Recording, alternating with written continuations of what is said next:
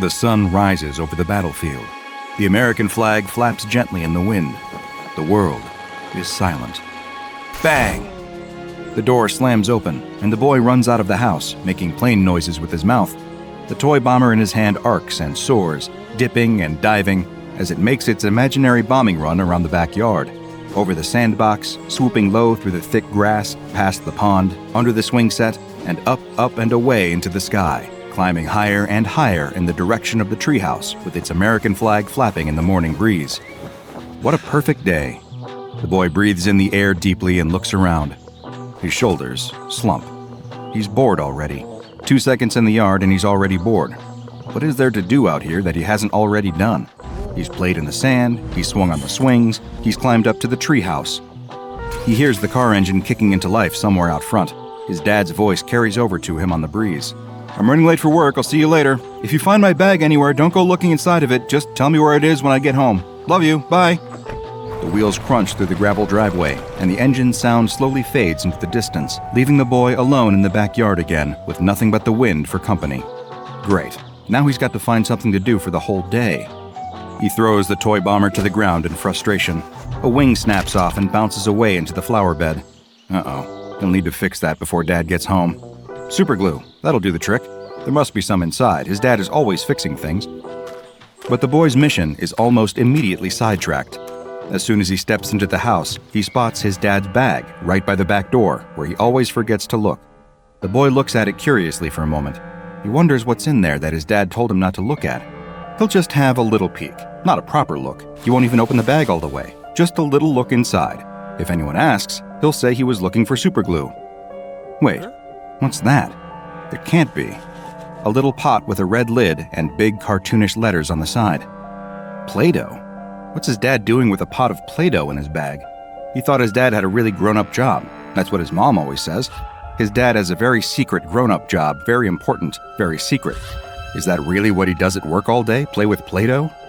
The boy is far too grown up for Play-Doh. He hasn't played with it for years because it's for babies. No way is he going to play with it now. Nope, he's a big boy who plays with real toys. But still, a little look won't hurt. He'll take it out, squeeze it in his hands a bit, remember how babyish it is, and put it back. He definitely isn't going to play with it. The boy pops the red lid off and peers inside. Yep, just as he thought. Boring. Just a lump of red putty, sitting there being all boring. But as the boy tips the pot out into his hand, it feels a bit weird. It moves a little in his palm. Is there an insect inside it or something? It feels like a pair of little legs. He rolls the lump over into his other hand and peers at it. Yes, a pair of legs sticking out from the red ball. Only they're not insect legs at all. They're tiny, about the size of insect legs, but there are only 2 of them. They're totally red, matching the color of the Play-Doh, and seem to have a tiny pair of boots on the ends of them. The legs wiggle around helplessly, sticking up into the air, until all of a sudden, a hand appears sticking up out of the clay. It looks like a tiny person has somehow been buried in the Play-Doh upside down. The hand gets a good grip on the red ball and pushes and pulls at it, steadily freeing the rest of its body until suddenly, a fully formed tiny man pops out of the surface. Roughly the size of the boy's fingernail, the little red man stands up straight and takes in his surroundings.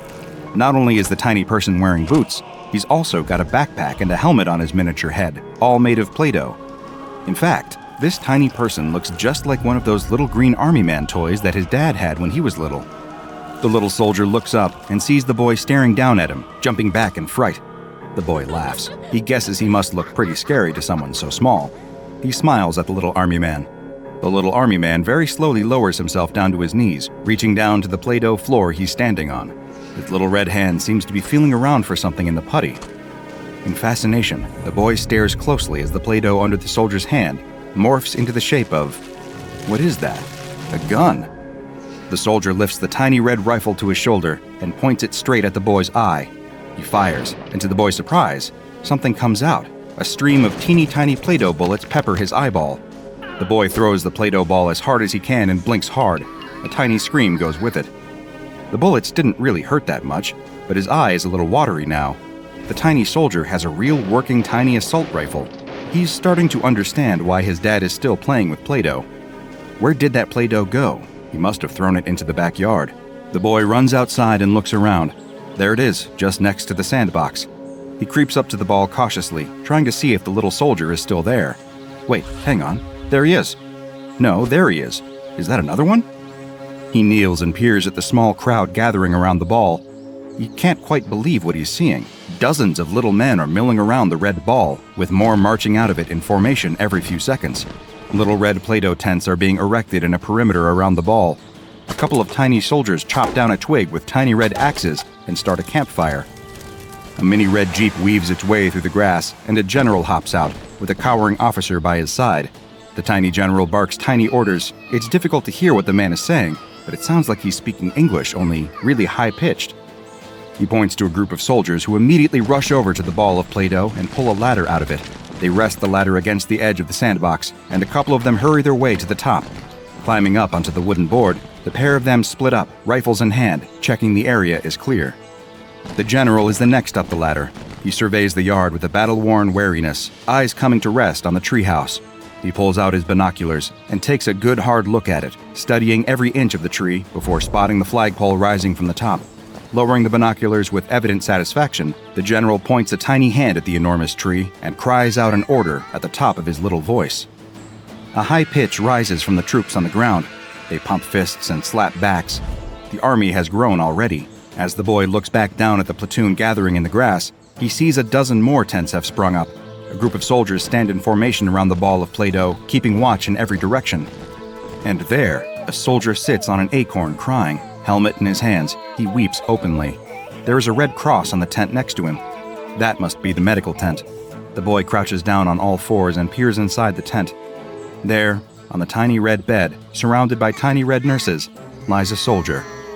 His legs are bent out of shape, and he's crying out in pain. A doctor approaches and gives him the bad news before readying the saw.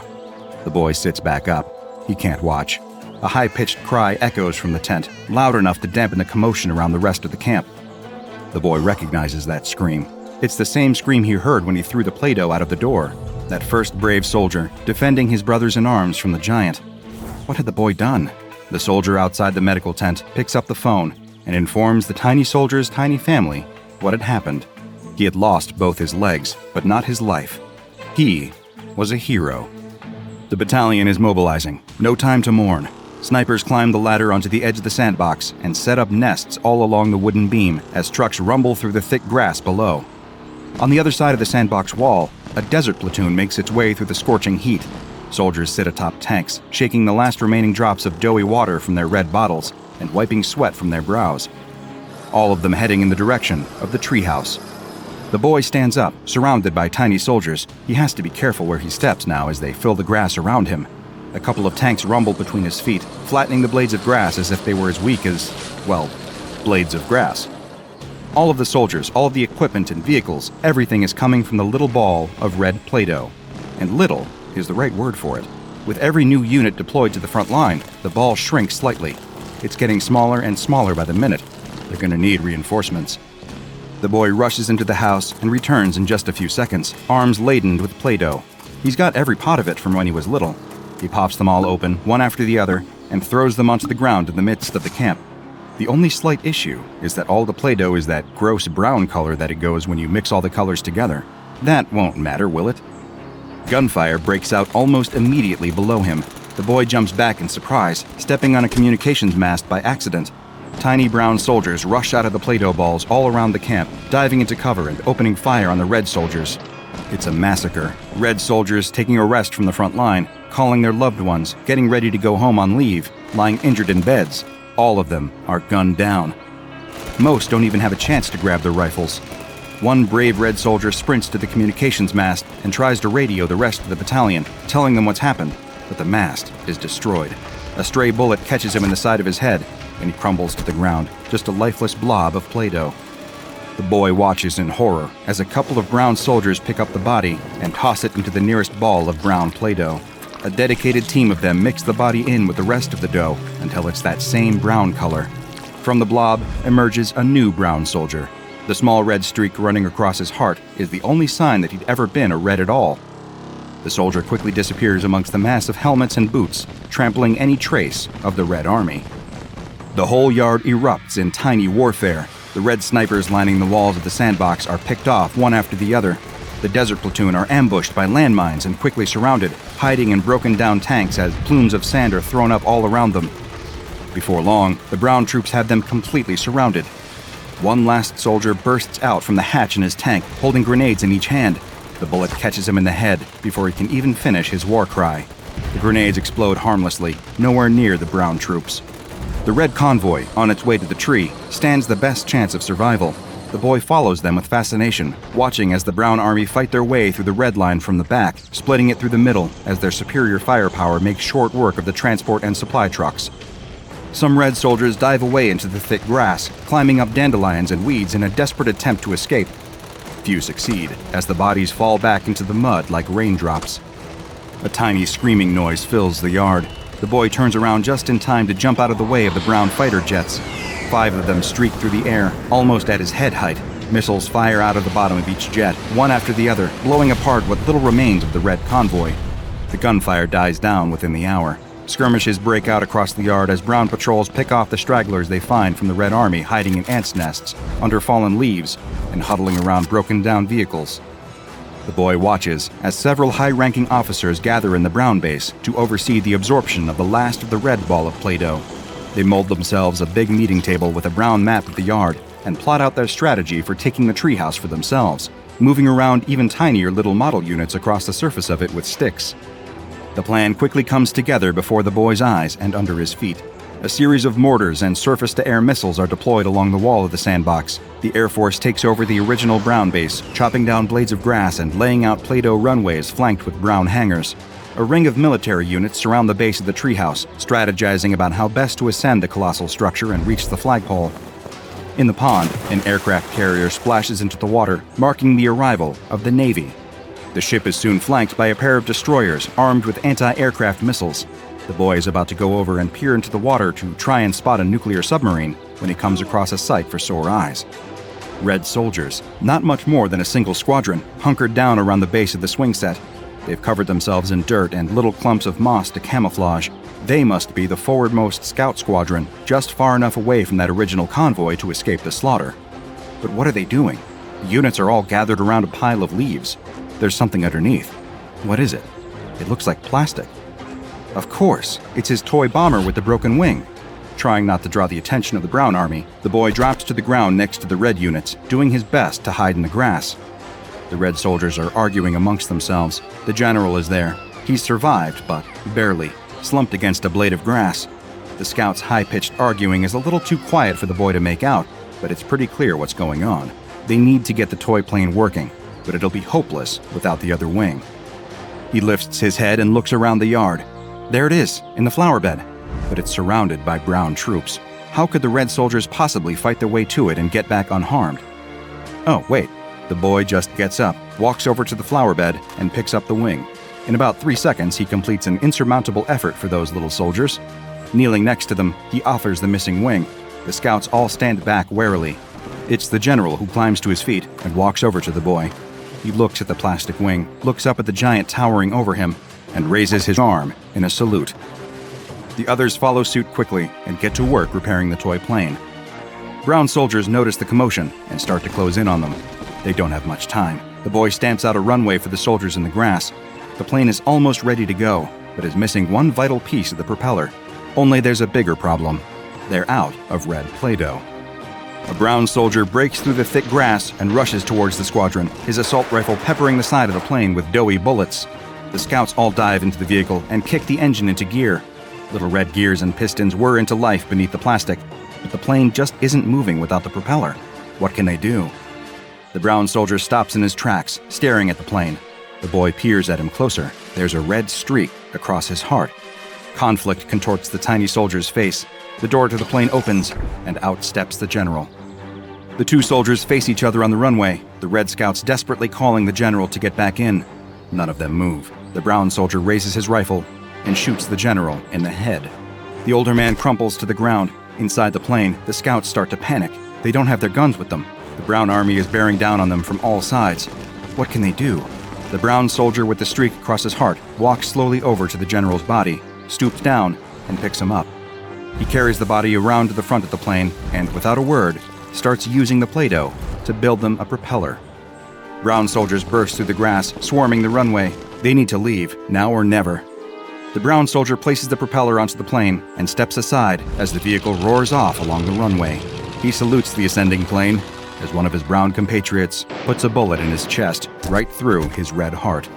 But the plane is already away, lifting off into the sky. The toy bomber dodges and weaves its way between the whizzing bullets. It banks hard, pulling the nose around inch by inch to face the treehouse. The pilot guns it, pulling the tiny stick back sharply. It seems to take an age for the bomber to climb. The boy glances behind him just in time to see the Brown Navy launch their missiles, 6 of them, all making a beeline for the bomber. Or so it seems. At the last moment, he sticks a hand out and slaps the missiles out of the air. A couple of them explode, leaving streaks of brown Play-Doh on his hand. The others spiral to the ground, where tiny soldiers dive for cover. The Brown Air Force scrambles, but it's too late. As the jets shoot across the yard, the bomber has already reached its destination. The scouts jump out, deploying red Play-Doh parachutes as they circle their way down onto the flagpole. A jet catches up to the bomber and blows it out of the sky. The scouts don't have time to mourn their lost pilot, or any of their dead for that matter. Quick as they can, they cut the American flag free. As it flutters and floats down to the grass, the squadron unfurls its replacement, a red rectangle of Play-Doh, barely a couple of inches across. One of them pulls a bugle from his pack and plays the highest pitch version of the last post you could ever hear. The whole battlefield falls silent to listen. The boy places a hand over his heart just as the first drop of rain hits his shoulder. From somewhere inside, his mom's voice calls, "It's about to start raining. Come inside before you catch a cold. I'm making cocoa." The boy grins and runs into the house. Outside, the rain pours, and all trace of the war washes away into red and brown streaks in the dirt. And with that, you'd be forgiven for thinking that SCP-705 had never even been in that young boy's backyard. Most adults would just dismiss the boy's afternoon entertainment as a figment of a child's imagination, but most adults have not encountered SCP-705, otherwise known as militarized Play-Doh. The results of a redacted megacorporation's research into creating a self-molding product. The specific mechanics of how this militarized Play-Doh was created are hazy, to say the least. What is known is that the small red blob of what appears to be the popular children's sculpting toy exhibits aggressive militaristic tendencies. As soon as the 5-ounce pot is opened, SCP-705 activates, forming itself into miniature Play-Doh soldiers. Each unit comes dressed in detailed and accurate military fatigues, carrying miniaturized weaponry and equipment, all of which function identically to their real-life counterparts, aside from one small detail. Everything is made entirely from Play-Doh.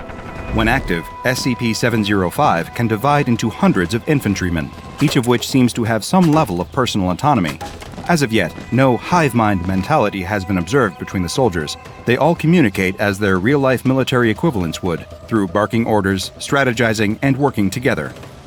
Upon activation, each instance of SCP-705 is highly territorial, seeking to take immediate control of the nearest location or object that seems to be of strategic importance. This could be anything from a coffee machine to a treehouse. What appear to be innocuous household objects to us pose an incredible tactical advantage to the tiny soldiers, many of whom are willing to sacrifice their lives to take control. The longer this militarized Play-Doh is allowed to roam free, the more advanced the military unit becomes. Leadership figures emerge, battle plans grow more and more advanced, and technology improves. While the Play-Doh may initially take the form of a handful of infantry units, if left to their own devices, these units will soon be riding on the backs of tanks, firing miniguns through the doors of attack helicopters, or even developing rudimentary navies and air forces. And of course, you have seen what happens when SCP-705 comes into contact with a regular pot of Play-Doh. The otherwise harmless putty will take on the same characteristics as this militarized Play-Doh. If the two groups of soldiers are the same color, they will form an alliance. If they are different colors, well, that's where the fun begins. Containing SCP-705 is relatively straightforward. Simply gathering all of the Play-Doh together and putting it back into its 5-ounce pot with the lid closed will neutralize the tiny army entirely. This, coupled with how harmless the tiny, doughy bullets are, means that SCP-705 requires little security. It is housed in Sector 2 safe SCP containment with the lid closed. The only accidental outbreak that has occurred since its containment has been in the break room, when a researcher accidentally left the lid open while they went to the bathroom. When the researcher returned, all they needed to do to rescue their coffee from the clutches of a crazed Play-Doh general was brush a few soldiers off the counter. This is a day SCP-705 still talks about often, with deep fear and reverence. Papers fly up in the air in every direction as the office workers run for their lives. The PA, brand new at her job, can't figure out where on earth the emergency exit is. She tries every door, but they are either locked or go nowhere. The vast office maze, uncanny in its complexity, stretches along endless hallways and old directories. At the end of the corridor, right in front of her, is a door with a touch bar on it.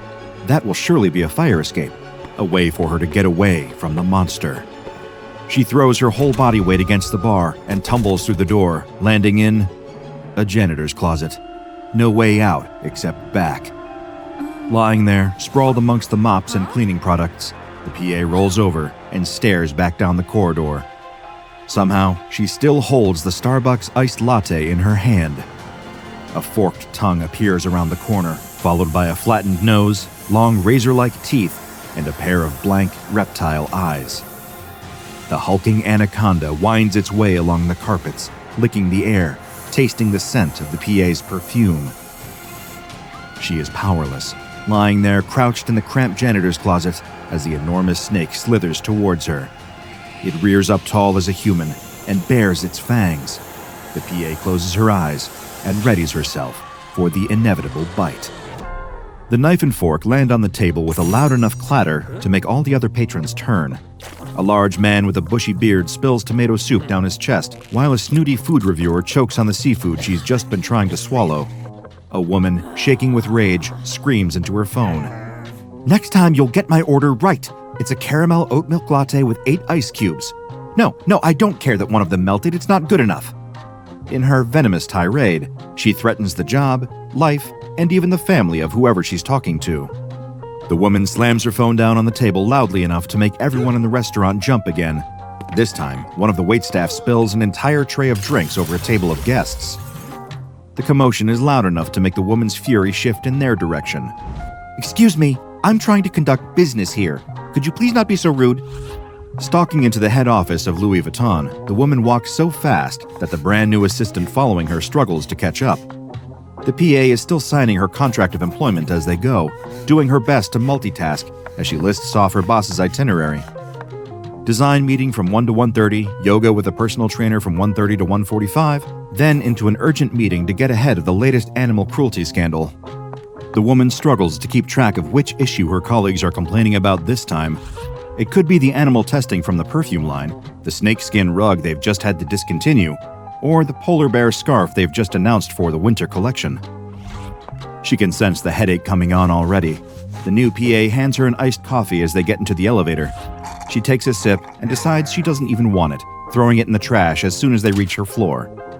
She's just about to launch into a rant about animal activists and their oversensitivity when the smell hits her. Opening the door to her office, she's punched in the face by the stench of rotting fish. Lying on the floor of her office is a 600-pound tuna fish staring blankly at the ceiling.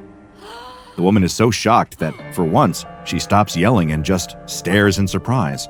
In her 35 years in New York, never once has anyone so much as said the word no to her, let alone pulled a stunt like this. She turns around to face her personal assistant and asks for her name. It's Melanie. The poor girl is terrified. She asks Melanie why there's a fish in her office, and before the girl can even muster up a reply, the heartless corporate overlord fires her on the spot. She hadn't even signed her contract yet.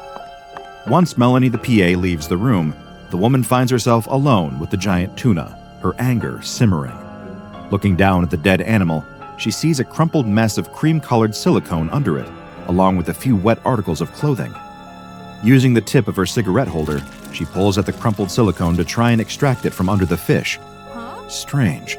It looks almost like one of those human masks you buy at a Halloween store, except it's a full suit.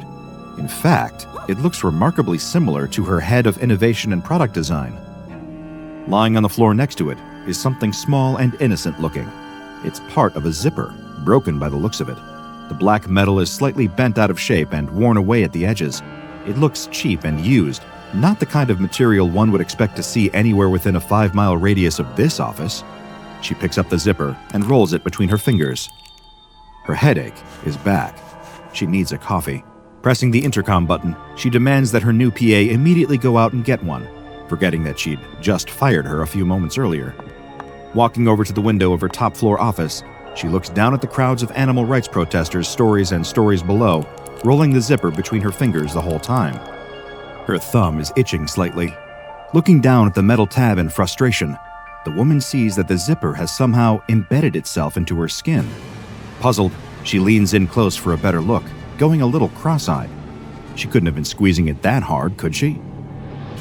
Tentatively, the woman tries to pull the zipper out, but it just tugs at her skin, not budging at all. A faint sense of panic starts to well up in her chest. She pulls at it again, trying her best to dislodge it from her flesh, but it won't move. Then a second idea pops into her brain. What if she just... The woman slides the zipper down along the length of her thumb.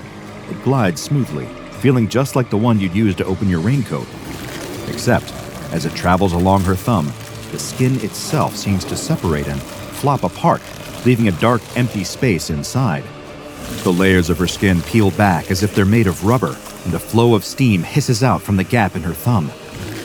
The zipper reaches the palm of her hand, and her thumb dangles there limply, empty, as if nothing had ever been inside of it. Her eyes widen with amazement. She continues to slide the zipper across her palm, up her wrist, and towards her elbow. As it goes, that gentle waft of steam continues to escape from the gap, exposing a row of metal teeth.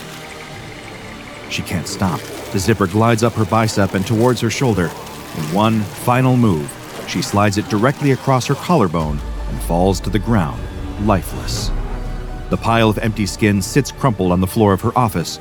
For several seconds, nothing moves.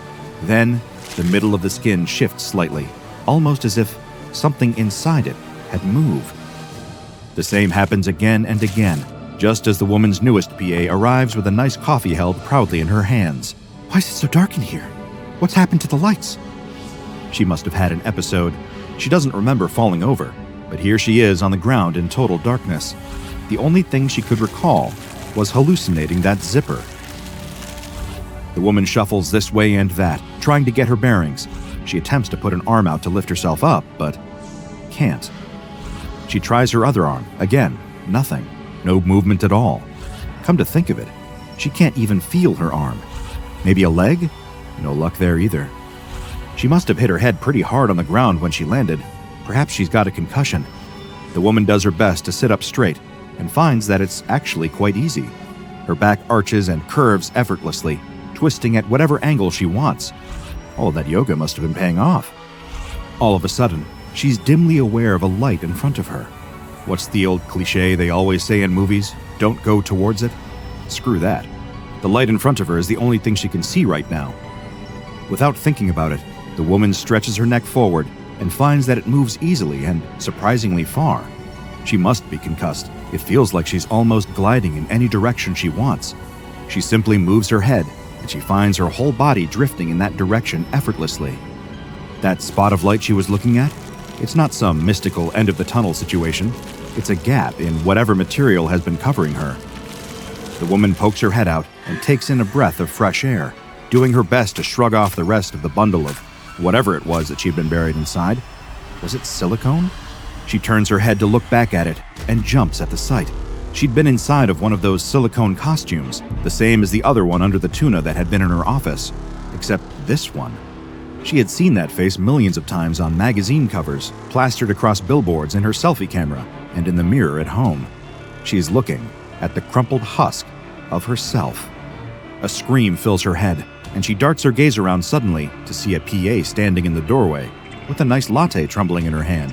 Yes, some good news. The woman opens her mouth to talk to the PA, but the words don't come. She tries her best to squeeze her lungs and articulate her vocal cords, but the best she can manage is a soft hissing sound. That's when she spies her reflection in the mirror on the wall and sees the dead reptilian eyes and enormous curved fangs of an anaconda looking back at her. Pandemonium fills the office of Louis Vuitton as the anaconda weaves its way around the corridors, passing the reception desk and through the break room, approaching anyone it finds and asking for help. The snake tries its best to look very calm and innocent, assuring people that it poses no threat to them. However, that's a very difficult thing to do when every time it opens its mouth, all anybody can see is a set of enormous teeth pointing straight at them.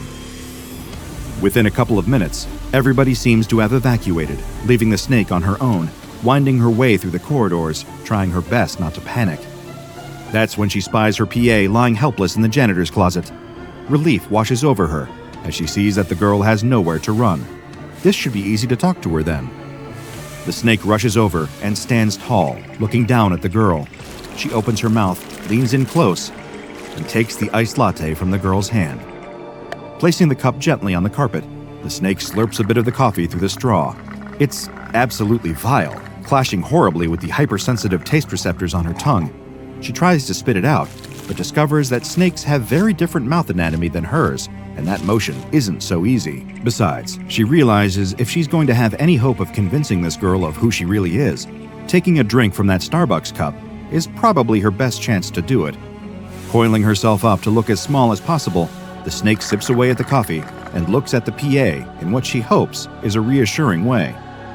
Very slowly, she can see the cogs starting to turn in the girl's face as she realizes what's happened.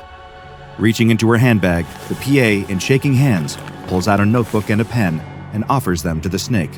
It's slow progress and takes a lot of work, but eventually, the snake is able to get enough control over the motor functions of its tail to grip the pen and scribble out a few words, just before the pest control team arrives and tranquilizes her. For 3 weeks, the anaconda is locked up in the Animal Control Center in New York City. The center wasn't equipped for dealing with giant snakes, so they ended up putting her in the largest dog holding pen they had, which only just about fits her if she coils up in the right way. 3 times a day, one of the keepers will toss her slabs of raw meat. She'd always been a fan of a rare steak. Little did she know just how enjoyable a raw one could be. Aside from mealtimes, she's miserable, doing everything she can to communicate to the workers there that she's really a sentient woman. Not only a sentient woman, but also the head of one of the world's largest high-fashion brands. She quickly discovers she's talking to a brick wall, or rather, hissing up one. The more she thinks about it, the more her situation reminds her of some of the photos that had been passed across her desk over the prior few months at various planning meetings.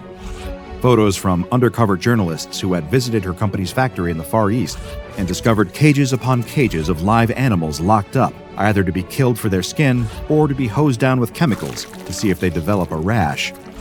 It was lying there on the floor that she discovered that snakes don't have tear ducts. She would have liked it if they did. Maybe that way, she'd be able to get some of her emotions out. The Foundation moved quickly as soon as the news story broke.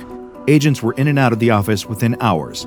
The zipper was placed into a sealed bag and transported directly to Site 64, where it has since remained in a standard issue locker.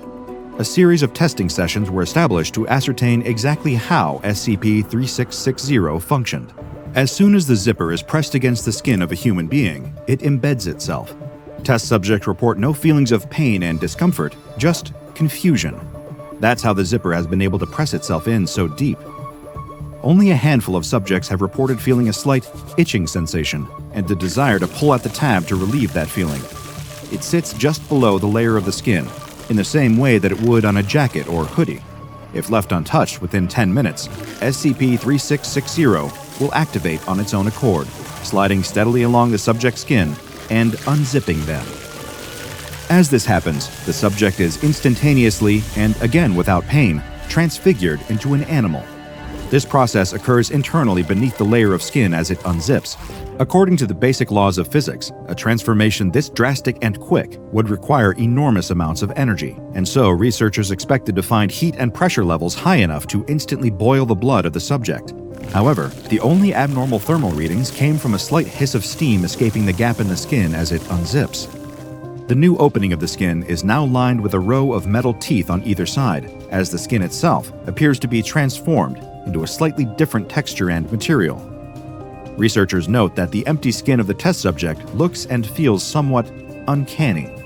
Test samples taken into the lab reveal that the complex carbon-based multicellular organ has somehow been transmuted into consistent silicone rubber. Several tests involved placing the D-Class personnel atop a weighing scale, and researchers were shocked to see enormous and rapid fluctuations in weight depending on the animal that the subject was transformed into. Transformed is the correct word to use here. the animal that emerges from the opening in the skin is not an entirely new life form. It is difficult to build a method of communication with every creature that emerges from the testing process. Since the animal created seems to be largely random, they can often pose real challenges in terms of setting up a method for feedback on how the test went. For example, 3 subjects have been transmuted into various species of squid, which had to be quickly rushed to an aquatic test chamber before drying out. Once inside these test chambers, while the squids were evidently very intelligent, they lacked the motor skills and limbs to be able to form any kind of sign language or even point out letters on a board.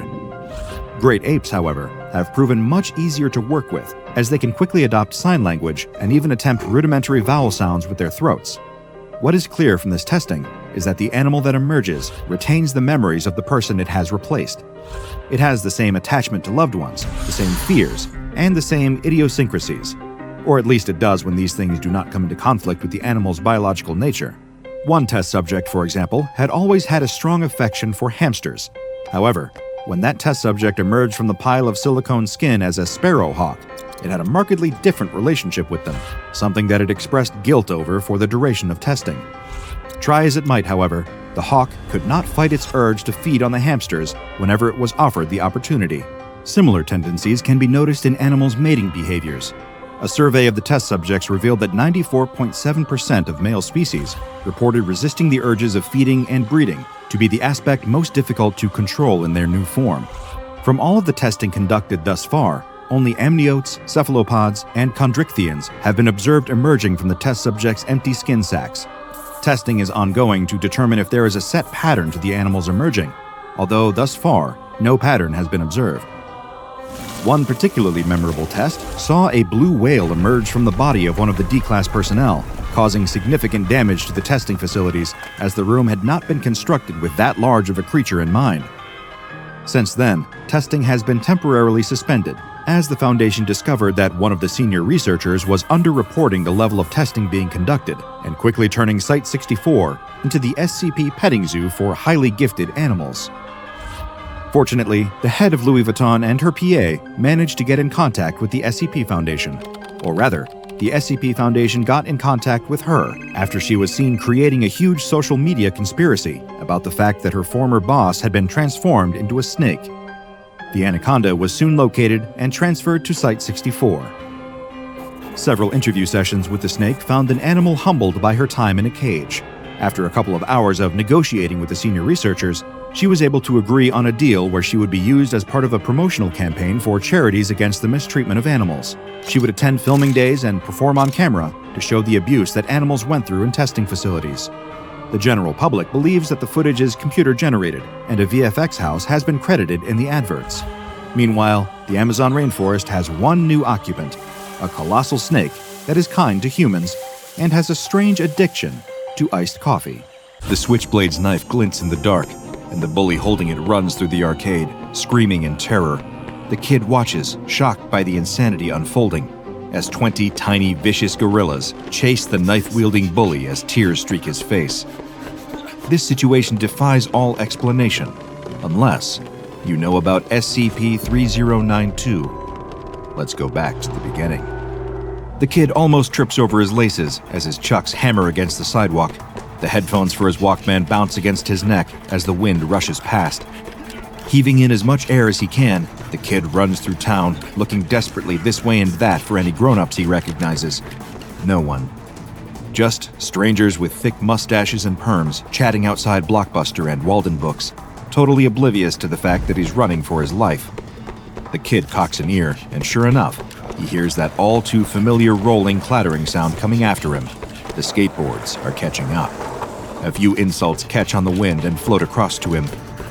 Four Eyes, Earthworm, and a good few names that he doesn't want to repeat. Apparently their town used to have a good Native American community. That's why his parents had moved here. But nowadays, it seems to just be white faces all around him. From what the bullies are shouting as they chase him, and the total apathy of the grown-ups on the sidewalks at the words, it's no wonder everyone else moved away. A rock hits the back of his head, almost knocking his glasses off. The sound of the tiny wheels roars louder and louder with every block. He needs to find an escape, and fast. Home's way too far away. His parents aren't expecting him home until nightfall. He needs a spot to lay low. The arcade? It's closed today, but the owner told him where the spare key is. He could go there, but he needs to lose them first. His lungs are burning, and his legs are starting to give up on him. Ice! The kid sees it too late and steps straight onto a patch of it. His Converse slides out from under him and flings his limbs this way and that, trying desperately to stay on his feet as he skids across the ice. His momentum throws him forward, and he sticks out another foot, catching himself back on the sidewalk. Perfect. He turns just in time to see the 4 bullies on their skateboards hitting the patch and going flying. They land in a heap together, groaning and scuffling, trying to get back up. Now's his chance. The kid shoots off down an alleyway, loops back around the block, turns up a side street, and arrives at the arcade without having looked back once. He snatches the key from under the gutter and looks around the quiet street. Nobody there, thank goodness. He darts through the door and locks it behind him with trembling fingers. Tears flood his eyes as he lets his forehead rest against the door. Every damn day, it's more of the same. Why can't he just have some peace? Why can't he just be normal? The kid stands there crying for a long time. He can't tell his parents what's going on. They've got enough of their own problems. He tried to tell his teachers, but at lunch, he overheard them laughing and joking about it all between themselves. It just sometimes feels like no one's on his side. The kid takes a deep breath and rubs the moisture out of his eyes. That's enough. If he keeps thinking about it all day, it's only going to feel worse. He's on his own now. He's safe. What he needs to do is just enjoy the little bit of peace he has now before it all starts again. And what better place to be laying low than the arcade? He hits the lights. Pinball, claw machines, and arcade cabinets all light up and start playing over one another. Air hockey, basketball hoops, and foosball all beep at him invitingly. He can't help but let a smile spread across his face. He walks across the carpet looking this way and that at Frogger, Pac-Man, Galaga, Donkey Kong. So many choices, so many choices. He hops on the counter and hits the side of the cash register. It pops open, revealing trays stacked full of quarters. Mr. Burns, the guy who owns the place, told him he's allowed to let himself in and use the money in the register to play whenever he wants, on the house. As the kid scoops a handful out of the drawer, he realizes he might not be totally on his own in this town after all. Pac-Man beeps into life as soon as the quarters fall into the slot. He grabs the joystick and stares intently at the screen, darting this way and that through the maze, munching. Try as they might, the 4 ghosts just can't catch him. The kid grins. All that time running from 4 bullies wasn't quite for nothing, was it? But after a couple of levels, he gets bored. He always plays Pac-Man, so much so that he's memorized his route through the first few levels. Kinda takes the fun out of things a bit. He lets the ghosts around him and watches Pac-Man swirl away into nothing. Frogger isn't much better. He never really clicked with this one for some reason, just felt too stop-start. He lets the frog get run over and stands back, letting out a sigh. Is there anything in here he hasn't touched yet? Wait, what's that? In the corner of the room, there's a new machine, still half covered in a sheet. It hasn't even been plugged into the wall yet. The kid skips over to it and bends down to hook it up. There. He stands back, takes hold of the sheet, and pulls as dramatically as he can. It billows and unfurls to reveal a claw machine. Oh. It's just another claw machine. Black Tie Toys is written on the side in classic 80s lettering, just under 2 meters tall or so. Nothing to make it stand out from the other cabinets in here. But not only does it look boring, it doesn't have anything he wants inside. Just a bunch of plushy gorillas. Not exactly a brand new cabinet, but worth a shot anyway. The kid slots a coin in and cracks his knuckles. Here goes nothing. The claw swings to life at the slightest touch of the joystick. These things are normally rigged, so he's not exactly expecting much from it. May as well just drop the claw here. All the toys in this one are the same anyway. No way. It's caught onto one of the gorilla's feet, lifting the toy up as it dangles upside down. It swings precariously this way and that as the claw guides it over to the hole. It's a defective toy with a bit of stitching loose on its shoulder, but he couldn't care less. The thrill of getting one first time. The toy drops into the chute and thumps to the bottom, just behind the little door. The kid punches the air and yells in triumph. He did it, first try. He bends down and reaches out into the little flap, just as the flap opens by itself. He freezes as a little toy gorilla opens the door for himself and hops out onto the carpet. The kid yelps and jumps backwards, tripping over his feet. Somewhere in that chute, between falling in and popping out, this little toy had, well, it had come alive. The little gorilla does the same as the kid, leaping backwards defensively. It raises 2 soft fists with surprisingly dexterous fingers and looks the kid up and down warily. It orders the kid in a stern, militaristic voice to identify himself. The kid's jaw drops open. It can speak? The little plushy gorilla's voice is gruff, but high-pitched enough to match his size. He barely comes up to the kid's knee. The gorilla asks him if he's friendly. The kid nods quickly. The gorilla's eyes narrow. What's your favorite fruit? The gorilla asks. Bananas. Phew, The gorilla says, dropping his fists. you never can be too careful. The kid dusts himself off and climbs to his feet. The gorilla deftly scales the side of the claw machine and hangs off it, surveying the arcade. The kid asks his name, which seems to stump the little toy. It picks at the loose stitching on his shoulder. The kid suggests calling him Stitches. The gorilla salutes at the sound of his new name. All right, kid, what's the operation? Give me the sit rep. Operation? Sit rep? The kid stands there, nonplussed for a moment. Well, they're in an arcade. Stitches nods sagely, taking the intel on board. And they have to stay here until nightfall. The little gorilla has already swung himself up on top of the machine to get a better view of strategic locations. And where are the hostiles? The kid hesitates. Stitches looks down at him knowingly. An unspoken understanding passes between them. They could be attacked at any moment. The pair of them take a walk around the room, the kid explaining the situation. 4 bullies, 3 entrances, front door, alley door, and a window. No back rooms or hallways, those are all locked. The gorilla takes a candy cane from behind the counter and sticks it in the side of his mouth like a cigar. He doesn't seem to be able to chew it or even suck on it. He is just a toy after all. But the kid feels like he can't really point that out. He has no idea how fragile his comrade's ego is. Look, I can't actually taste it, okay? I can only see, hear, and touch. I'm insecure about it. Leave me alone. We haven't got much time anyway, the gorilla says. We've got to prepare our defenses. The two of them go to work, Stitches barking orders at the kid as they ready themselves for the bully's arrival. The kid asks Stitches what exactly their aim is. The plushie looks at the kid like it's a trick question. Total domination, absolute victory, annihilation, a butchering. The kid straightens, suddenly feeling very unsure about all of this. He tells Stitches that he doesn't want to kill anyone or anything like that. Kill? The little gorilla falls backwards off the coin machine in surprise. Kill? No. What's wrong with you? Of course not. We're gonna tickle, bamboozle, inconvenience, and bonk. Where those things fit within the confines of the Geneva Convention, of course. Bang, bang, bang!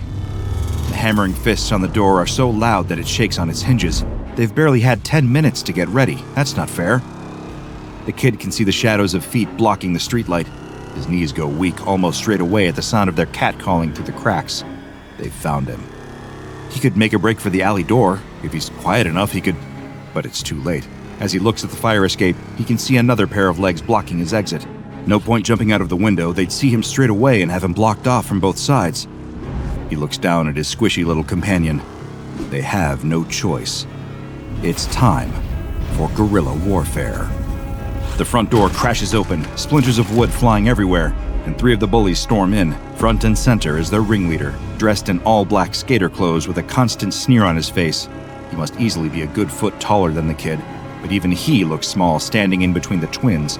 Hulking, egg-shaped boys with no hair on their heads or glints in their eyes. The banging noise behind the kid tells him that the 4th bully is trying to kick his way through the alley door. They don't have time to deal with that now. The twins are storming over to him like a pair of freight trains. His legs are really shaking now. He needs to move, but Stitches is gone. That loyal gorilla had been at his side just a moment ago, but as soon as trouble arrived, he disappeared, just like they always do.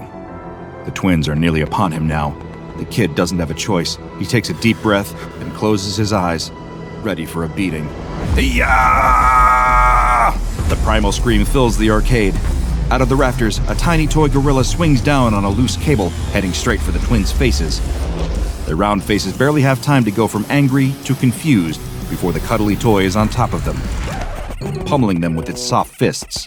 Turns out those fists aren't worth much in a fight. Twin 1 pulls the ape off his face and holds it at arm's length. 2 of them stare at Stitches, who's swinging his fists wildly through thin air. Apparently lacking the brainpower to be stunned that an inanimate cuddly toy has gained sentience, Twin 1 tosses Stitches over the arcade cabinets, and the pair of them continue their advance. Except the distraction worked just long enough. The kid grins and runs around the cotton candy machine, which by now is rumbling and banging, letting out a thin plume of smoke. His smile falters as they close in on him. Any second now. But the twins are closing in on him, thick arms outstretched to grab him when... Bang! The cotton candy machine explodes. Hot, sugary webbing bursts out in all directions, wrapping around the bullies and missing the top of the kid's ducking head by less than an inch. He can't believe that actually worked. Taking a step back to survey the damage, he looks down at the enormous twins, bound up in cotton candy and arguing with each other. The alley door crashes open, and the fourth bully rushes in. He's skinny, with tattoos all down both his arms. Looking at him now up close, the kid reckons he must be a good 10 years older than the other bullies. Why he's still hanging out with high school kids is anyone's guess. The kid gulps. He's only got one more trick up his sleeve, but 2 bullies left to go. The ringleader's disappeared somewhere. He can't worry about that now, though. He just has to focus on the old one. The man is leering at him from the back of the arcade. He reaches round to his back pocket and pulls out something small and shiny. Flicking open the knife blade, he spins the blade around between his fingers and winks at the kid. He feels all the blood leave his face. This isn't a game anymore. He needs to get out of here.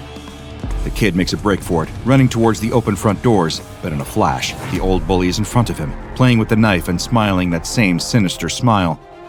He tries to run back the other way, to the alley door, but the bully is blocking him again, before he can even take a few steps. How is he that fast? Be calm, think. The kid reaches into his pocket. Here goes nothing. He turns to run back to the front doors, but this time throws the pinballs all across the carpet. For a second, it looks like it hasn't worked. The old bully steps in the gaps between the pinballs. He looks down to see them all there scattered around in front of him, but too late. His foot is already landing on about 5 metal balls that all shoot out from under him. He goes flying, crashing right into a Galaga machine head first. His leg twitches a couple times, and he goes still. The knife flies out of his hand, arcing through the air, spinning round and round and round, before landing with a gentle thud on the soft carpet. A sneaker treads onto the handle, a sneaker attached to a hairy leg sticking out of a pair of cord pants. The ringleader bends over to pick up the blade, flicks it open, and holds it against the neck of the little gorilla clutched in his arms. It would almost look funny, the bully threatening a cuddly toy, if the toy wasn't writhing around in fear. The kid cries out in panic for the knife-wielding bully to put his plush gorilla friend down. He's got nothing left, no more tricks up his sleeve. It's over. The bully just grins maniacally at him and pushes the knife harder against the squishy neck. He's got stitches by the shoulder of his arm, just above where the stitching is coming loose. The bully's back is to the cash register. On the wall behind him, dozens of giant cuddly prizes hang lifeless. The bully hisses that the kid is gonna pay for making them run all over town. The kid nods his head. He will, he promises. They can beat him up or whatever they like, just don't hurt Stitches. The bully laughs at the gorilla's name. You gave him a name? You're such a loser. Couldn't come up with anything better than Stitches. What does that name even mean? Let me show ya, the gorilla yells. Twisting away from the blade, he reaches into the gap in his shoulder, crying out in pain, and pulls out handfuls of stuffing, throwing them up into the bully's face. It doesn't do much, but it's enough to distract him. The kid seizes his chance, dashing forward and shoving the bully square in the chest, knocking him backwards and freeing Stitches. The little gorilla runs off to safety straight away. The kid can hardly believe what he's seeing. The bully is getting to his feet now, knife still in hand, snarling, but almost immediately, his snarling is drowned out by the sound of a shrieking primate, then another one. Both kid and bully wheel round to see Stitches swinging across the wall of stuffed toys, giving them high fives. As soon as he touches each of them, they transform, falling and turning into crazed gorillas, all of them rushing straight at the bully. His eyes widen in terror. He turns on his heel and runs out through the open doors, pursued by a small army. He lashes out wildly as he goes, striking one of the gorillas down. Stitches and the kid chase him to the doorway and watch as the little toy gorillas chase the bully off into the night, swinging on lampposts and leaping over cars. Good thing he ran. Stitches climbs up onto the kid's shoulder, popping his candy cane cigar back into his mouth. Our fists are about as hard as Hello Kitty's. Let's see how long it takes him to figure that one out. A whimper behind them sobers the moment. Turning around, they see the body of the gorilla toy that the bully punched as he left. It lies slumped on a pinball machine, stuffing bursting from its chest. Plumes of cotton cover the glass. Stitches buries his head in the kid's neck, sickened and devastated by the casualty. The dying gorilla looks at him with beady little eyes.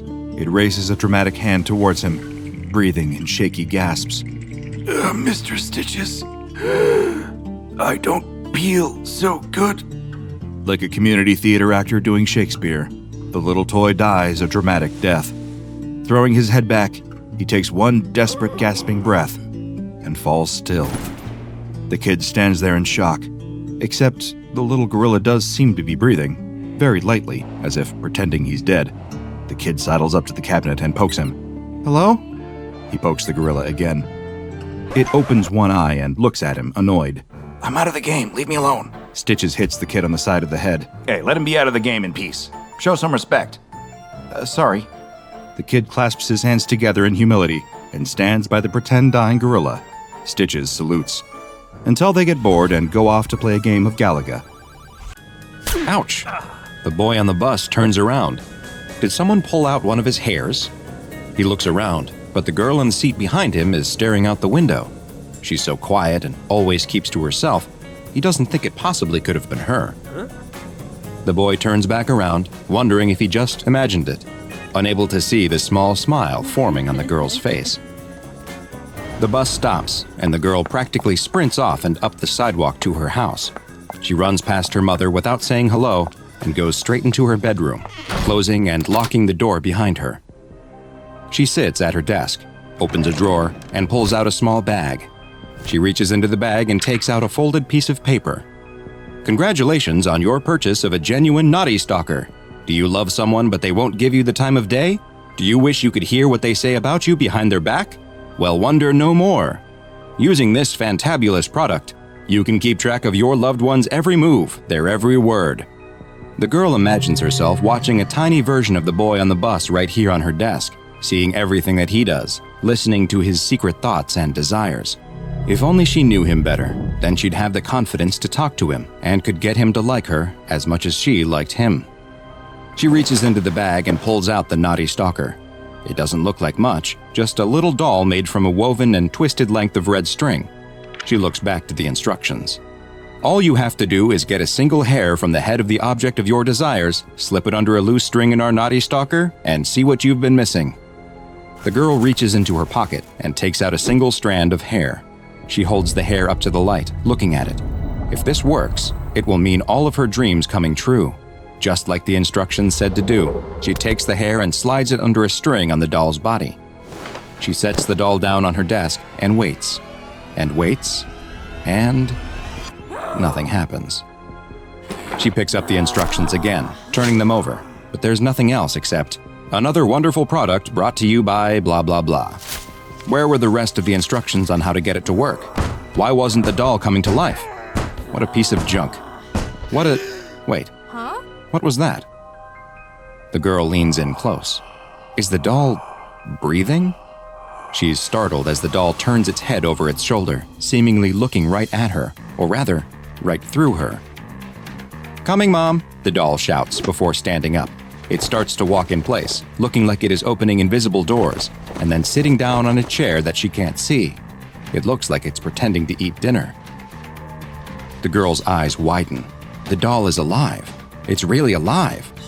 It's actually showing what the boy is doing right now. The Knotty Stalker has worked. The girl is fascinated by watching the little doll that gives her a peek into her crush's life. She skips her own dinner so she can watch him finish his. She watches as he sits, probably watching TV, takes a shower, and gets ready for bed. It may all just be a little doll acting it out, but it feels like she is there with him. She watches the doll sleep for hours before falling finally asleep herself, her head resting on the desk next to him. The next morning, she passes by the boy and his friend sitting together on the bus and goes to the very back. She gets as low in the seat as she can so no one can see her, and takes out the doll, holding it up to her ear. She listens to one side of the conversation as the boy talks about the action movie he watched last night, Weapon of Mass Extinction. The boy talks about how much he liked it and how it's his new favorite movie. This was perfect. It's exactly what she needed.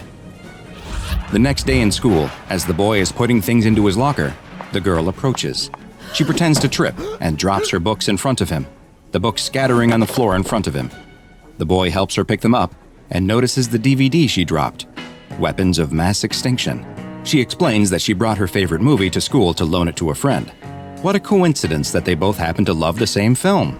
The boy and the girl, bonding over their love of low-budget sci-fi action films, start spending more and more time together. No one has ever understood him the way that she does. It's as if she has known him for years, even though they've only been friends for a few days. Things move quickly though, and before long, he realizes that he is having romantic feelings for the girl. This is all the girl had ever wanted, and it's all thanks to the naughty stalker. Things are going so well, in fact, that she imagines she won't even need it much longer. But then, something strange happens. She is sure she heard the boy tell his friend that he loved baseball, but when she brings up the idea of going to a game together, the boy looks at her like she was crazy. He hated baseball. After that, things seem to change. The boy is still so nice when they are together. Now it sounds like he is talking about her behind her back. She worries that she has been wrong this whole time, that he has just been messing with her. This stupid doll isn't making her dreams come true. It's making her life a nightmare. But wait, who is the boy talking to? She leans in close to listen. Is he with another girl? Listening to one side of the conversation, she hears the boy tell someone that this is all just a big joke, a prank he is pulling on some dumb girl. Are they? No, they can't be. Kissing? The girl is in a white-hot rage. She can't believe he would do this to her, after she was nothing but perfect to him. She throws the doll across her room. She's going to confront the boy and whoever he's with. She'll teach him a lesson. She'll teach both of them a lesson. It's starting to rain as the girl gets her bike out and starts to ride to where she knows he is, the spot that was supposed to be their own special place. Cars pass close by on the narrow road, splashing her with water, but she doesn't care. She finally reaches the picnic spot where he took her just a few days ago, and she sees a car parked nearby. It must belong to the evil seductress he is with. The girl glares at the car. She grits her teeth until they feel like they might crack. Her fists are clenched so tight that she can't tell if it's the rain or blood from her fingernails digging in that she feels running down her palms. But she doesn't care. She's going to show both of them what happens when you break someone's heart. She takes a step towards the car, and the car that struck her slams on its brakes. The driver gets out and rushes towards her. It's the boy. Her boy. The older couple who were stopped on the side of the road with a flat tire run over to help. The boy gets down next to her and cradles her head in his lap, and they have one last moment to look into each other's eyes before the light fades from hers. Unfortunately for all involved, their lives would never be the same. But how could they have known that they were the victims of an encounter with an anomaly that, while small, is extremely dangerous? One that is known to the SCP Foundation as SCP-693, the Naughty Stalker. SCP-693 are multiple humanoid-shaped dolls, measuring roughly 18 centimeters in length, each made from a single string that is either red, blue, yellow, or black, with onyx beads for eyes. Their clothing will vary in color and style, and seems to have no bearing on the properties of the doll.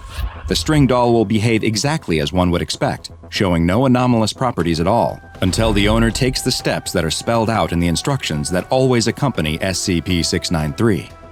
The instruction sheet congratulates the owner on their acquisition of a naughty stalker and explains that in order to use it, a single hair from another person must be inserted into a loop of its string, at which point, the doll will attune to that person. The doll will then come alive, mimicking the actions of the hair's owner in real time, including their speech. The doll will perfectly portray the attuned individual for 9 days, after which point it will become unreliable. The exact way in which SCP-693 begins changing the speech and actions depends on the color of its base string, but in all cases, its end goal is to drive the current owner of the doll to their death. SCP-693 goes about this by feeding inaccurate information to the owner. Dolls made of red string try to send their owner into increasingly violent fits of rage. Dolls comprised of blue string try to depress the owner and lead them to self-harm. Yellow dolls want to make their owners attempt unwanted acts of physical love, and black dolls encourage their owners to engage in activities and place themselves in situations that are dangerous.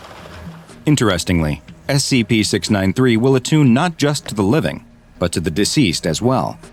When a dead person's hair is placed in a loop of string, the naughty stalker will come to life, just as it does when a living person's is used. But instead of acting out the speech and movements of the person, the attuned doll will claim to be the deceased person and offer to act as a spiritual guide to the owner.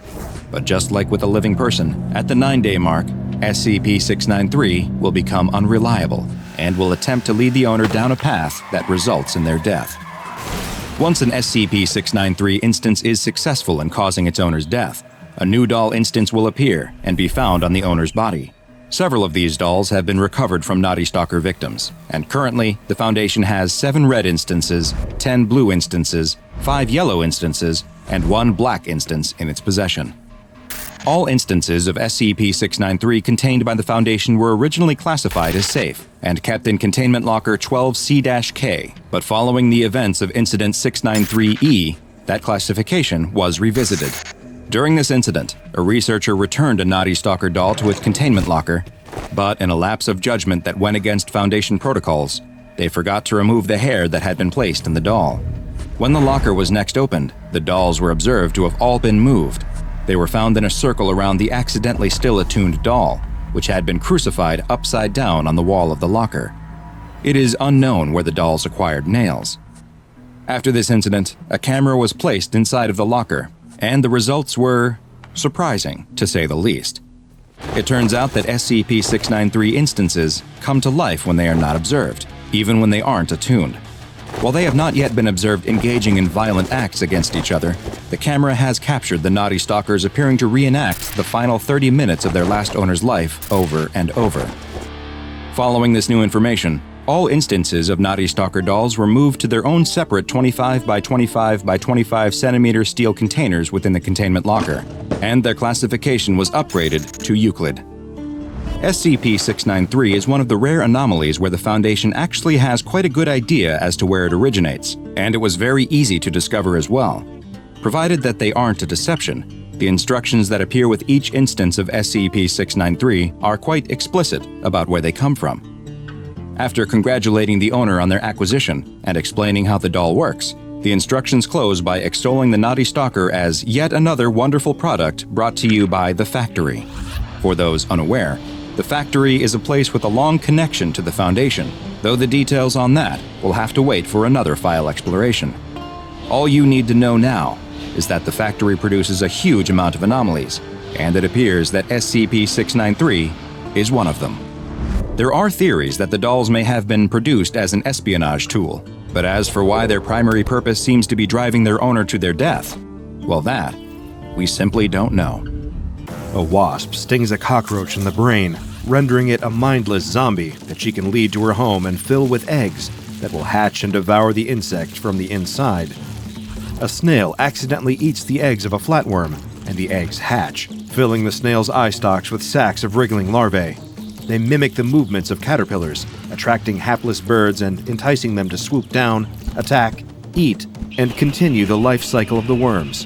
The spores of the cordyceps fungus make their way inside of a doomed ant, taking over its nervous system, puppeteering its body, and forcing it to march to the nearest highest point, only to die and split open, fungus blooming from its corpse and spreading spores to the next victim. Underwater, the sea louse settles into its new home inside of a fish's mouth, feeding on blood from the tongue until it withers away. There, the louse attaches itself in the tongue's place, serving as a mimic of the original organ, while the fish is none the wiser. Back on land, humans are not exempt. Nematode worm larvae infect the bloodstream through fly bites, hiding undetected until their host feels them wriggling beneath the cornea. Guinea worms enter the system when a person drinks infested water, growing longer and longer, then forcing their way out through the foot. Nature is full of terrifying parasitic creatures, but far scarier than the parasites we know about are the parasites that we haven't discovered yet. The creatures sneaking in and burrowing under the skin of their hosts without anyone even knowing they exist. After all, if you don't know something is there, how can you possibly hope to protect yourself from it? As a man hikes through the woods of the Pacific Northwest, he's thinking about repelling mosquitoes and pulling up his socks to stop ticks from latching onto his flesh. But he has no idea what else is lurking out here in the wild with him. He knows to look out for mountain lions and bears, to watch for signs of rabid animals, and avoid being bitten or scratched. But he doesn't notice the tiny, almost invisible flecks drifting through the air around him. He doesn't notice when one happens to get caught on the breeze of his inhale, pulled into his nostril. He rubs at his nose idly, sniffing to clear his airways, then turns his attention to a bird nesting in a nearby tree. All the while, something is taking root right under his nose. Well, actually, inside of it. But he doesn't feel a thing other than the occasional urge to sneeze. He does, sneezing loud enough to startle the bird he was observing moments ago, but it doesn't do any good. Sneezes are for clearing out dust and debris, foreign objects that wind up in the nose by happenstance. This new intruder is there by design, and it is holding on tight. The hiker continues the rest of his walk without a care in the world, taking deep breaths of fresh forest air and relishing the feeling of the breeze on his face. By the time he gets back home, he's made it out of the woods without a single mosquito bite, with nary a tick to be found in his meticulous pre-shower check. That night, he sleeps soundly, and the next morning as he goes back to work at his office job, all thoughts of the wilderness slowly drift from his mind. He goes about his ordinary routine for months, all the while carrying a hidden passenger with him from place to place, a tiny little thing steadily growing larger and larger, spreading spindly appendages out and up, through the nasal passages, up toward the skull. One night, about 6 months after that fateful hike, the man is sleeping peacefully in his bed, dreaming of a sunlit forest clearing and the pleasant chirping of birds, when all of a sudden, he's jerked awake by a splitting pain in his head. His vision swims from the throbbing pain, and he clutches his face, pressing against his forehead. It must be a migraine, he thinks. He hasn't had one in quite some time, but this is clearly no ordinary headache. Eventually, the pain subsides, and he's able to drift back to sleep. But the next day, at the office, it returns. That same sharp pain radiating through his skull, like the worst sinus headache he has ever had. The persistent feeling of pain and pressure in his head becomes too much to bear, and he decides to take the rest of the day off of work and go to the doctor. Much to the man's relief, his doctor is not concerned. With no other troubling symptoms presenting themselves, the situation seems relatively straightforward. She writes a prescription for some migraine medication, then sends the man on his way. That night, when the headache returns, the man takes some of the medicine, and the cloud of pain clears. Sweet relief. Once again, things are good. For a couple months at least. But then, one day, on his morning walk to the office, just as he's lifting his travel mug of coffee to his lips, his vision cuts out. It's as if something is blocking his eyes, as if someone were covering them and preventing him from seeing directly ahead. But when he lifts his hand to feel his face, there's nothing there.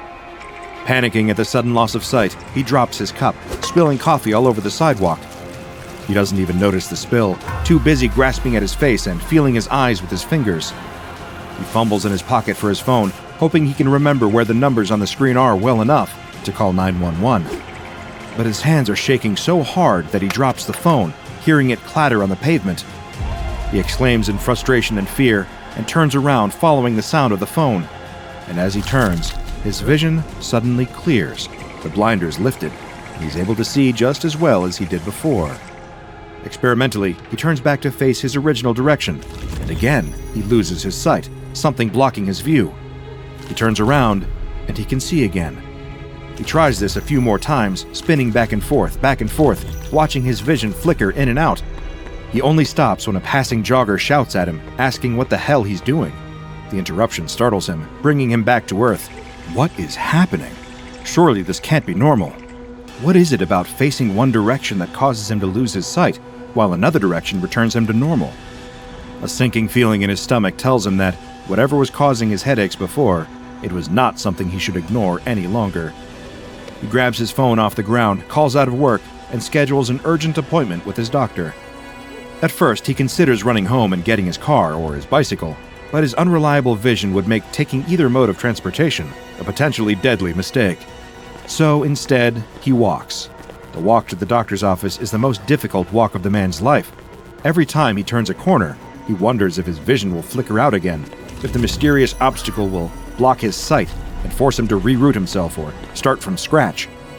While trying to maintain a consistent line of sight, he loses his balance several times and nearly collides with the lamppost.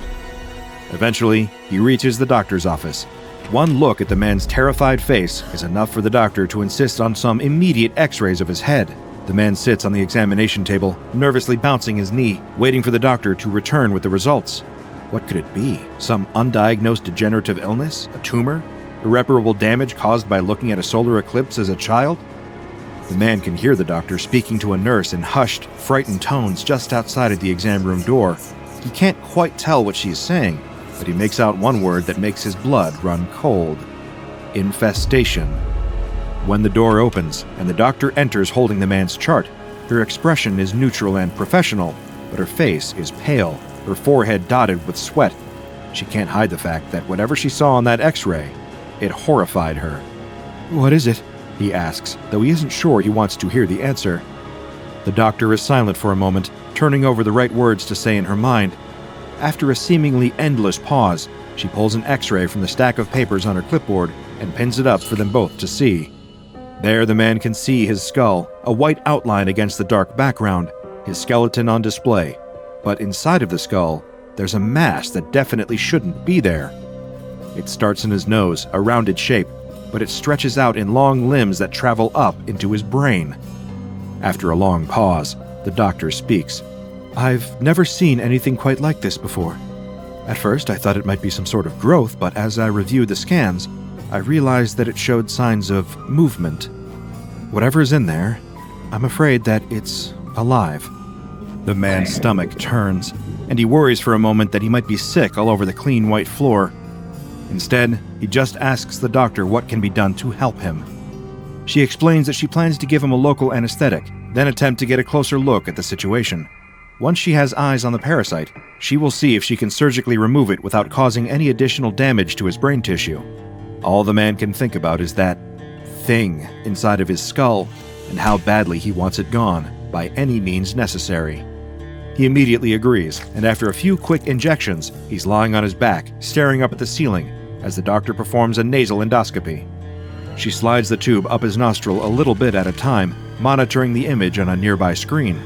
Suddenly, she freezes, a small gasp escaping her lips. He demands to know what she's seeing, and she stammers, saying only that it's a creature she's never seen before, but it looks quite a bit like a sea spider. The man's eyes widen, and he's about to say something else, when suddenly his vision goes dark again. Now he knows what that means, and the doctor's startled cry confirms it. The creature is moving. The man begins shaking, begging the doctor to get it out of him, to just grab the invader with some tweezers or whatever it is doctors do in this situation and get it out of his head. She grabs a pair of nasal forceps and slowly eases them into his nose, but the creature feels her coming and lurches upward away from her grasp. The man feels a sudden burst of pain, and then everything goes dark as he loses consciousness, his eyes fluttering shut. The doctor checks his pulse, checks his breathing, and attempts to rouse her patient, but he's out cold. As she examines him, she notices a fluttering motion beneath his right eyelid. At first, she thinks she imagines it and takes a closer look. The flutter turns into a distinct, undeniable bulge beneath the eyelid, and then a slender limb pokes out from beneath the thin veil of flesh. It curves under the eyelid, tugging it open to reveal the unfocused eyeball beneath, and something else. Something moving, pushing the eyeball aside just slightly without knocking it from the socket. The doctor watches in open-mouthed horror as more long, thin appendages join the first, poking out from behind the eye toward the air. The many-legged creature pulls itself from the ocular cavity and begins scuttling down her patient's face, over his neck, then off the edge of the exam table and onto the floor. As it nears the door, the doctor regains her ability to move and rushes to try and catch the thing. She grabs the jar and the forceps, hoping to capture it without touching it. Even with gloves on, she shudders at the thought of touching the thing. It evades her grasp, darting away from her forceps. It scrabbles back toward the table, and in a moment of primal instinct and revulsion, the doctor brings her foot up and stomps on the little parasite with all of her strength. When she lifts her shoe, all that's left on the ground is a few spindly legs and a small brown stain. She curses herself for acting impulsively and not finding a way to trap the thing and keep it for observation, but that ship has sailed. The only thing she can do now is tend to her patient and monitor his well-being. As she approaches the man on the table, his eyes open, and he gasps, sitting up suddenly and gripping his head. The man awakes with a headache and a foggy feeling in his head, but also with a sense of relief, a feeling that the unwelcome presence that took up residence in his skull for so many months is thankfully gone. He asks the doctor, haltingly, struggling to find his words, if she was able to remove the creature. She tells him, simply, that it is gone now. The man slowly climbs off of the table, and, ignoring the protests from the doctor as she begs him to sit back down and let her examine him, he walks out of the office and heads back home. Over the next several weeks, the man returns to normal life. He feels a little bit different, a little hazier, a little slower to respond. He tires more easily, going to bed earlier and sleeping in later, but overall, he feels nothing but relief. Still, at night, when he tries to fall asleep, he thinks of those X-rays. He imagines what that creature might have looked like when the doctor got it out, how it might have moved. He wonders where it came from, or if it will come back. He never goes hiking in those particular woods again. Meanwhile, the doctor receives an influx of patients complaining of persistent headaches. Sometimes it's a sinus infection, sometimes it's a hormone imbalance, sometimes it's stress. But a few times, well, she knows what to look for now. She tells her patients to watch out for changes in vision, for a feeling of pressure in their skull. She learns how to keep a straight face when looking at their X-rays and seeing that familiar long-limbed shape burrow deep in their nasal cavities. She puts her patients under now when she tries to remove the creatures. It doesn't make much of a difference, but it saves them the terror of the truth, saves them the feeling of the creature thrashing inside their head until it knocks them out. She manages to collect a few specimens for study and contacts her friend at the Centers for Disease Control. He's never seen or heard of anything like these parasites either, but he does know someone who might be able to offer their expertise. When the doctor comes into work the next day, there are two strangers waiting in her office. They introduce themselves as employees of a specialized research foundation and ask to see her samples. The next thing she knows, the doctor is waking up in bed the following morning, and she has no memory of ever seeing a patient with a strange spidery parasite in their skull. If she remembered enough to look for the records, she would find that they had disappeared from her office, along with the living specimens she had collected. But she doesn't remember, and her discovery is now in the hands of the SCP Foundation, who have given it an official designation, SCP-1104. SCP-1104, commonly nicknamed nose crabs, is a species of organism tentatively identified as a member of the order Chalicerata, which includes sea spiders and horseshoe crabs. The life cycle of the organism consists of at least two phases. The first of these is a larval stage, at which point the creature is approximately 0.4 millimeters in diameter. At irregular intervals, SCP-1104 larvae are expelled from tubes at a concentration of up to 200 per cubic meter.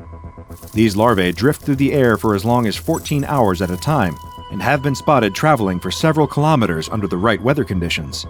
Whenever an SCP-1104 larva is inhaled, it will attach to the nasal mucosa of its host and begin to excrete H1 receptor antagonists that suppress inflammation as well as the implantation of any further larvae.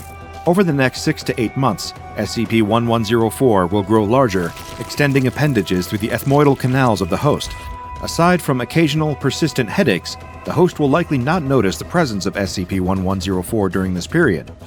Once the organism has matured, however, it will begin to apply pressure to its host's optic nerves, causing its central visual field to be obstructed. SCP-1104 will apply this pressure selectively whenever the host is not oriented toward the gradient of atmospheric hydrogen sulfide. SCP-1104 can detect this hydrogen sulfide through its host's nasal respiration. At first, this effect is distressing to the host, but after a little while, they will begin to adjust their behavior accordingly, showing a preference for facing and moving in directions that do not cause those visual disturbances. Without realizing it, the host is moving closer and closer to higher concentrations of hydrogen sulfide. Once the host reaches an area with sufficient hydrogen sulfide concentration, SCP-1104 will extend its appendages into the host's prefrontal cortex, causing the host to lose consciousness. While the host is passed out, SCP-1104 will exit through their ocular cavity. Once SCP-1104 has left its host, it will attempt to find and enter the source of the hydrogen sulfide. This can include, but is not limited to, a lava tube or a sewer pipe. Whatever it does next is currently unknown, as its subterranean behavior and development has not been documented. Humans show the same instinctive aversion to SCP-1104's visual disturbances as other animal hosts, but they are also able to defy this influence. They are especially able to avoid following SCP-1104's prompting if they are informed of the nature of the infestation. Any attempt to surgically remove or poison a fully developed SCP-1104 will trigger its exit response, and it will flee through the host's ocular cavity and scuttle away. Following SCP-1104's exit, the former host displays a lack of spontaneous response to external stimulus, with delayed reactions as well as changes to personality linked to orbital frontal lesions. While individual instances of SCP-1104 are relatively easy to destroy, the species as a whole is considered endemic to certain subsurface geological formations. As it currently stands, the general population of SCP-1104 cannot be reached by convenient means of extermination. An area 10 meters in diameter, thought to contain the majority of SCP-1104, has been blocked off from the public under the guise of conservation and designated Site-104. Any non-Foundation personnel mammalian organisms larger than 10 kilograms found in the area should be considered contaminated and promptly incinerated on site. Once the SCP Foundation has discovered a way to effectively exterminate SCP-1104, doing so has been strongly endorsed by the O5 Council. However, such a method has not yet been discovered. So for now, SCP-1104 continues thriving underground, spouting larvae into the air to crawl up the noses of unsuspecting deer, possums, squirrels, and humans. So if you go out walking and feel a little tickle in your nose, it might just be a bit of extra pollen in the air. Or it might be a tiny nose crab, burrowing itself into your mucosal tissue, growing just a little bigger every day until it reaches your brain. But, like I said, maybe it's nothing. No need to get crabby about it. Watch this, the teenage boy says before jumping his skateboard up onto the stair railing. His friends watch in amazement as he deftly guides his board down the long rail. They hoot and holler in support until suddenly, the boy seems to lose his balance. He falls from the rail and tumbles down the stairs of the large parking garage where they had been practicing their skateboarding tricks. The boy hits the ground at the end of the stairs, and all of his friends go quiet. The boy is stunned, but eventually he opens his eyes and stands up, but none of his friends can do anything except stare. "Oh no, oh no, oh no," the boy says as he looks down at his arm, which is now bent at a 90-degree angle in a spot where no joint should exist. The children watching all begin to scream, and one, unsure of what else to do, turns and runs. "What do I do? What do I do?" the boy with the broken arm says to no one and everyone. Luckily, one of the group quickly collects herself and steps forward to take control of the situation. "Come on," she says. "We're getting you to the hospital." The girl puts her arm around him on his non-damaged side and helps him to the street, where they have a stroke of good luck. Parked just a block away is an ambulance. "Hey!" the girl cries out, waving towards the ambulance. The paramedics inside must have seen her, because the ambulance's lights immediately come on and it drives the short distance to them. The ambulance stops and two paramedics quickly exit the vehicle. The paramedics don't even need to ask what happened. They can obviously see from the unnatural angle of the boy's arm that he needs immediate medical attention, and they quickly place him into the back of the ambulance. The girl begins to pull herself into the back as well, but is quite forcefully shoved back into the street. "Patients only," is the sole response from the paramedic who pushed her before he slams the door shut. The girl gets a brief look at her friend's frightened face through the back window as the ambulance speeds away. Several days later, the children are sitting outside of the same parking structure, but none of them are in any mood to skate. All they can think about is their missing friend. Neither the boy's parents nor the police have any idea what happened to him or where he went. There's no records at any of the local hospitals of him ever being brought there, nor does there seem to be any evidence of this particular ambulance having existed at all. No one even seems to believe the children that he got into an ambulance. The whole story just seems too far-fetched and outlandish, but the children know what they saw. As they discuss the events for the 100th or perhaps 1000th time, one of the smallest of the group suddenly stands up and points. "There it is!" The rest of the group looks in the direction he's motioning and sees the same thing. It's the ambulance. None of them know what to do as the vehicle flies past them, this time with no lights on, and comes to a stop a block away from where they first spotted it. They watch as the two paramedics exit the vehicle and go around to the back. It's hard to see from this distance, but it looks as though they took something out of the rear of the ambulance, something that requires both of them to lift, before dropping it on the sidewalk behind some trash cans. The children watch as the paramedics get back into the ambulance and drive away, disappearing just as quickly as they appeared. After a moment of shock, they all in unison begin running to the place where the ambulance stopped. They come to a skidding halt just in front of the trash cans. None of them can do anything except stare until they all break out into screams, one of the children turning and immediately running away. And they have good reason to scream, because in front of them is their friend. His arm is no longer broken, appearing to have been somehow repaired in just a matter of days, but it is also no longer attached to his shoulder. The boy opens his eyes as his friends scream, and looks down to see that his arms and legs have been reattached at a new angle, jutting out from his back, leaving him standing on all fours, his face staring up at the sky like some kind of twisted animal. What happened to this young man was tragic, But he wasn't the first victim of this strange, malicious anomaly, and unfortunately, neither would he be the last, because this was SCP-4419, also known as the Butcher's Chariot. SCP-4419 appears to be a seemingly normal vehicle which resembles a standard ambulance, though the exact make and model varies between manifestations. This anomalous ambulance will appear spontaneously in locations where a medical emergency of some kind is about to take place. Just how SCP-4419 is able to predict where and when these events will take place is unknown, nor is it understood how it always takes the form of an ambulance that resembles one appropriate to the local area. Once the medical event has occurred, whether that be a minor injury like a sprain or something more serious, such as a gunshot wound, SCP-4419 will quickly approach the injured individual. Two individuals which have a humanoid appearance and are dressed in paramedic uniforms that are, just like the ambulance, always appropriate to the location, will exit the ambulance. They will then secure the victim, using a stretcher if need be, and place them in the back of the ambulance. While the individuals who emerge from SCP-4419 will, for the most part, act as though they are normal medical professionals, they will strongly resist any attempt to either impede them in their quest to secure the injured person, as well as prevent anyone else except for their target from getting into the back of the SCP-4419 ambulance, up to and including the use of extreme physical force. As soon as the paramedic-appearing individuals have managed to secure the victim in the back of the ambulance, it will then quickly leave the area at a high rate of speed, and research has shown that as soon as it is out of observation, SCP-4419 will demanifest, along with whoever is inside. But this isn't the end of what this anomaly has in store for its victim. Between 2 and 7 days later, the SCP-4419 ambulance will suddenly reappear at the same area where it picked up its victim. The same individuals will exit the ambulance and leave the victim somewhere nearby before getting back in the vehicle and leaving the scene once again. The victim who is left behind will always have suffered what can only be described as invasive bodily modifications. Their injuries are so extreme that in most cases they should have resulted in the death of the victim, and yet they will always somehow still be alive. While the exact form of modification will vary from victim to victim, there does appear to be some correlation between the original medical emergency and the resulting procedure.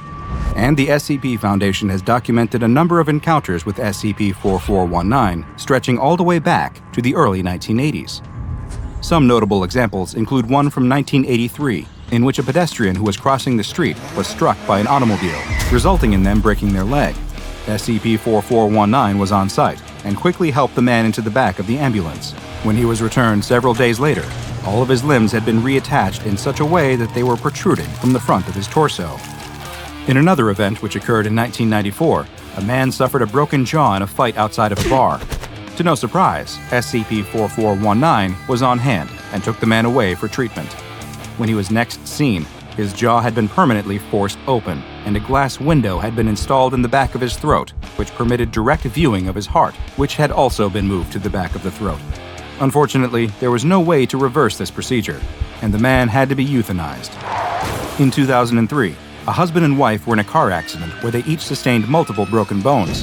When SCP-4419 dropped them back off, the two had been fused together at the back, and any bones that were broken in the crash had been removed completely. When an elderly gentleman had a heart attack in 2006, he was picked up by SCP-4419 and returned with 11 new, non-functioning hearts grafted inside of his body. Attempts were made to remove these additional hearts through surgery, but unfortunately, the man did not survive the procedure. In 2008, a structure fire resulted in 19 people suffering extreme burns. 7 more injuries came when a crowd attempted to stop the SCP-4419 paramedics from placing all of the victims in the back of the ambulance, but they were unsuccessful in preventing them from leaving the scene with them. When the group of victims was finally returned, it was as a single organism, a large solitary mass which twitches and shivers when physical contact is applied. No method for euthanizing this organism has been able to be found, and currently they are stored inside of a tank at Site-31. In perhaps the strangest sighting of SCP-4419, a U.S. private was wounded while on patrol in Afghanistan, and a military medical evacuation vehicle arrived to evacuate him. Suspicious about the vehicle's sudden appearance and the forceful conduct of the medical staff, the private's fellow soldiers ended up opening fire on the vehicle. They reported seeing a viscous black fluid leaking from the vehicle's surface, but they were unable to stop it from taking the injured private. In a deviation from its normal behavior, the victim was not returned to the same place, and instead, appeared in the barracks the next day. The victim had been broken down into a thin paste and was spread across the walls. Agents were dispatched to secure what was left of the man, and they reported finding a still intact eyeball that dilated when they approached. The collected viscera has been labeled as remains and placed in storage, but it is currently unknown whether or not the victim has truly expired. Due to the danger SCP-4419 presents to anyone who suffers an injury, as well as its ability to appear virtually anywhere on the planet, it has been classified as Keter. Containment efforts at this point are largely focused on maintaining information control and post-manifestation cleanup, as opposed to any attempts at physical confinement.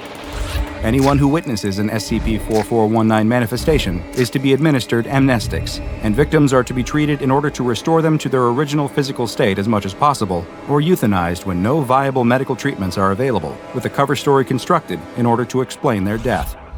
SCP-4419 is one of the most cruel and sadistic anomalies in the SCP Foundation's database, ranking right up there with SCP-106, the Old Man.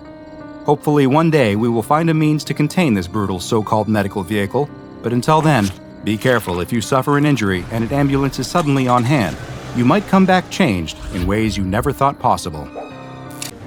A violent storm rocks a merchant ship back and forth.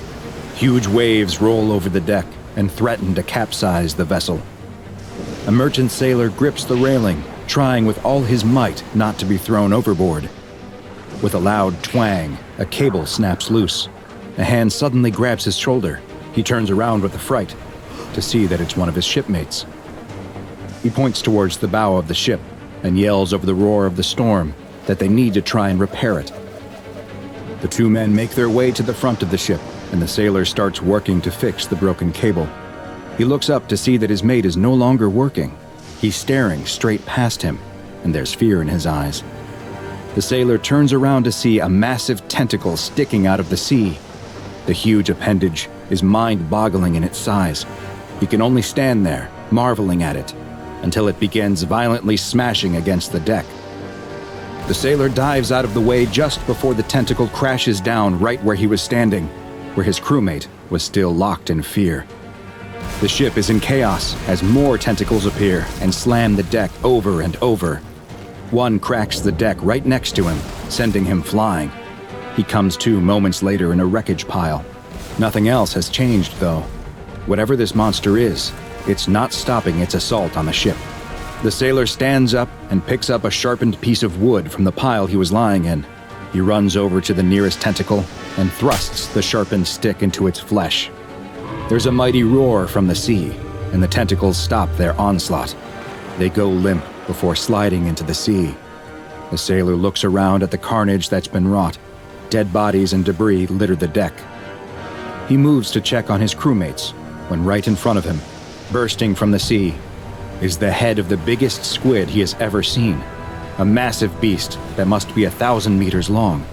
Whatever he had seen before of this creature was truly just the tip of the iceberg. With another roar, the creature lifts up out of the water and wraps its arms around the ship. The sailor only has time to duck down and close his eyes before the entire ship is pulled down beneath the waves.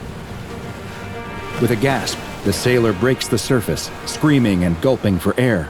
He's alone now, treading water in the middle of the ocean during a storm, but not for long. The squid reappears, its head slowly rising out of the water just in front of him. Its head, the size of a house, has two giant, uncaring black eyes that seem to both see him and not. It extends a tentacle toward him as it leans back in the water, exposing its huge, beaked mouth. It wraps its powerful arms around him and starts to pull him towards it, when suddenly, there's an explosion. The squid has been struck by something. Both the sailor and the creature turn to see the most incredible thing. A battleship is coming towards them, slowly rising out of the ocean as if it were somehow submerged, and it's firing on the creature. The squid drops him and starts heading towards the ship. This is going to be a battle for the ages. While this sailor had no idea what he was witnessing, the SCP Foundation was all too familiar. This was yet another incident of SCP-3846, also known as the Squid and the Sailor. But first, a quick personal request from me. I need your help to spread the word about the lesser-known anomalies in the SCP Foundation's archives. The best thing you can do to help me is subscribe, turn on notifications, and then go tell your friends to do the same. This is a huge help and will let me bring you more and more SCP anomalies. Now back to our file. SCP-2846 is the name given to a set of phenomena that occur in the Gulf Atlantic region. These phenomena consist of interactions between two entities, known as SCP-2846-A and SCP-2846-B. 2846-A is a gigantic, aquatic creature that resembles a cephalopod, though no similar organism has been discovered that is even close to approaching its size, with estimates placing 2846-A at being at least 950 meters in length. This creature appears in areas of deep water during storms and will attack civilian vessels, especially cruise ships and merchant vessels. These attacks are sporadic and follow no known patterns other than that they take place during inclement weather. They are sudden and without warning, and will nearly always result in the complete destruction of the targeted vessel if they're not intercepted.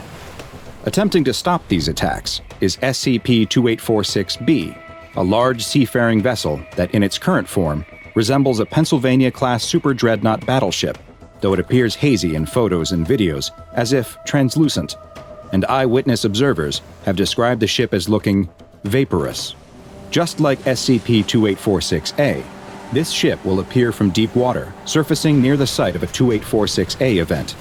The vessel will fire on the creature, drawing its attention, and the two will then engage in a heated battle. The two will continue fighting until SCP-2846-A is rendered immobile or completely incapacitated, after which it will sink down into the sea. Following its victory, the ship too will then submerge and disappear beneath the waves. SCP-2846-A is believed to have existed for thousands of years, and maybe even older than that. The creature's existence was first recorded in an Icelandic saga from the 13th century, but the Foundation's first documented sighting came in 1905, when an agent working for the Foundation, one Admiral Reginald von Allen, spotted the creature surfacing with a whale wrapped effortlessly in its tentacles. Soon after spotting it, a ship of the line surfaced as well to do battle with the creature. The Admiral tried to signal the crew that he could see on the deck of the ship, but the vessel descended back below the surface before any communication could take place. In 1935, the mysterious ship appeared again, near the SCPS Hildegard, and this time, the anomalous vessel was the one to initiate communication. Some of the crew of the ship, designated as SCP-2846-B1 through B915, came aboard the Foundation ship and engaged in a conversation with Captain Levy Hansen. SCP-2846-B1 identified himself as David Thomas Jones of the Royal Navy and went on to explain that their ship had been sunk by a monster resembling SCP-2846-A over 300 years in the past. He described how after sinking into the darkness of the sea, he awoke on a mysterious shore where he met with a woman who referred to herself as Calypso, the goddess of the sea. She explained how she had sealed the leviathans that prowled the depths of the ocean in a pit, but that over time, the seal she had placed on it had begun to weaken. A titan had escaped and taken the form of the most deadly creature in the sea, the Kraken. Calypso feared that the creature would attempt to further destroy the seal and release its monstrous brethren, a disaster that would result in the end of all human life. She requested that Jones pursue the creature along with his crew for as long as needed, and in return, they would be granted immortality. Jones agreed, and his endless battle against the anomaly began that day. The reason he had now come aboard a Foundation ship was directly related to this task. SCP-2846-A had grown more powerful over the years, larger and bolder too. He and his men couldn't die, but many more would if they were no longer able to subdue the beast. He needed something from the SCP Foundation. He needed a bigger boat. Following this conversation, and seeing the value in allowing Jones and his crew to continue their mission, the Foundation commandeered a newly built Pennsylvania-class super dreadnought battleship from the U.S. Navy, the USS Montana. The ship was sunk 15 kilometers from a Foundation naval facility in Cuba. 30 hours later, the ship surfaced from the sea, though it was now more heavily armed than the USS Montana had been. As part of the agreement, SCP-2846-B was fitted with an explosive device that is capable of completely destroying the ship should the crew for some reason ever turn their guns on Foundation or other human targets. In 2013, an important discovery was made after a tracker was attached to SCP-3846-A. Deep in the Atlantic, roughly 1,300 nautical miles west of Florida, a depression in the ocean floor with a large iron object on top of it was found. 2846 seems to return to this site over and over, where it has been observed clearing the rocks from the area. And it appears that it is almost finished with its task. The iron plate on top of the depression is nearly exposed. It's not known exactly what's underneath, but whatever it is, it's hot. Very hot, with temperatures near it measured at over 4,000 degrees Celsius. It's feared that whatever the creature is trying to unearth, it would lead to an XK end-of-the-world scenario, and it is imperative that it not be allowed to do so. And there's more bad news when it comes to SCP-2846. In 2014, the Foundation ship SCP-Pristine was pursuing a large underwater organism assumed to be SCP-2846-A, and signaled to 2846-B to surface and dispatch the creature in what had become the normal operating procedure. Something strange happened, though, and the Pristine was suddenly struck by a mysterious force. As SCP-2846-B began to engage with the now surfaced 2846-A, the crew of the Pristine reported seeing numerous eyes appearing and disappearing in the water below the ship. They had never seen anything like it. The ship was struck again as satellite images spotted an enormous entity directly beneath the ship. The Pristine began taking on water, and the crew was forced to abandon ship. 2 other SCP ships in the area fired on the strange, many-eyed entity, causing it to once again disappear into the depths of the ocean, as SCP-2846-B banished 2846-A to the ocean once again. Due to the ongoing danger of SCP-2846-A, it has been classified as Keter. In the event of an appearance, Mobile Task Force Tau 11, also known as the Can Openers, who are stationed aboard the SCPS Nikolai, are to utilize a special transmission device to signal the crew of SCP-2846-B and maintain contact with them throughout their engagement with the creature. Tau 11's primary mission is to minimize civilian exposure to the anomaly, and any non-Foundation ships that come in contact with either 2846 entity are to be moved from the area, and all aboard the craft are to be given Class C amnestics. The SCPS Nikolai's captain has been given permission to fire on SCP-2846-A to assist in the fight, and should 2846-B turn hostile for any reason, the explosive device on board is to be detonated. It is still unknown just what the entity that attacked and destroyed the SCPS Pristine was, but the ease with which it dispensed of the vessel has many in the Foundation worried that SCP-2846-A has already been able to release one of its brethren from its prison, and at this point, stopping them may no longer be an option. These winters are getting worse every year, that's for sure. The old cattle rancher doesn't know if it's the climate changing, God's judgment arriving, or if he's just getting older and struggling to keep up. Probably a strong mix of all of it. Whatever the cause, it doesn't change the facts. It's deathly cold out there. His ailing, elderly ma's health continues to deteriorate. He hasn't heard from his delivery driver Jorge in days, and on top of it all, his loyal dog Maribel is out there barking into the darkness of the barn.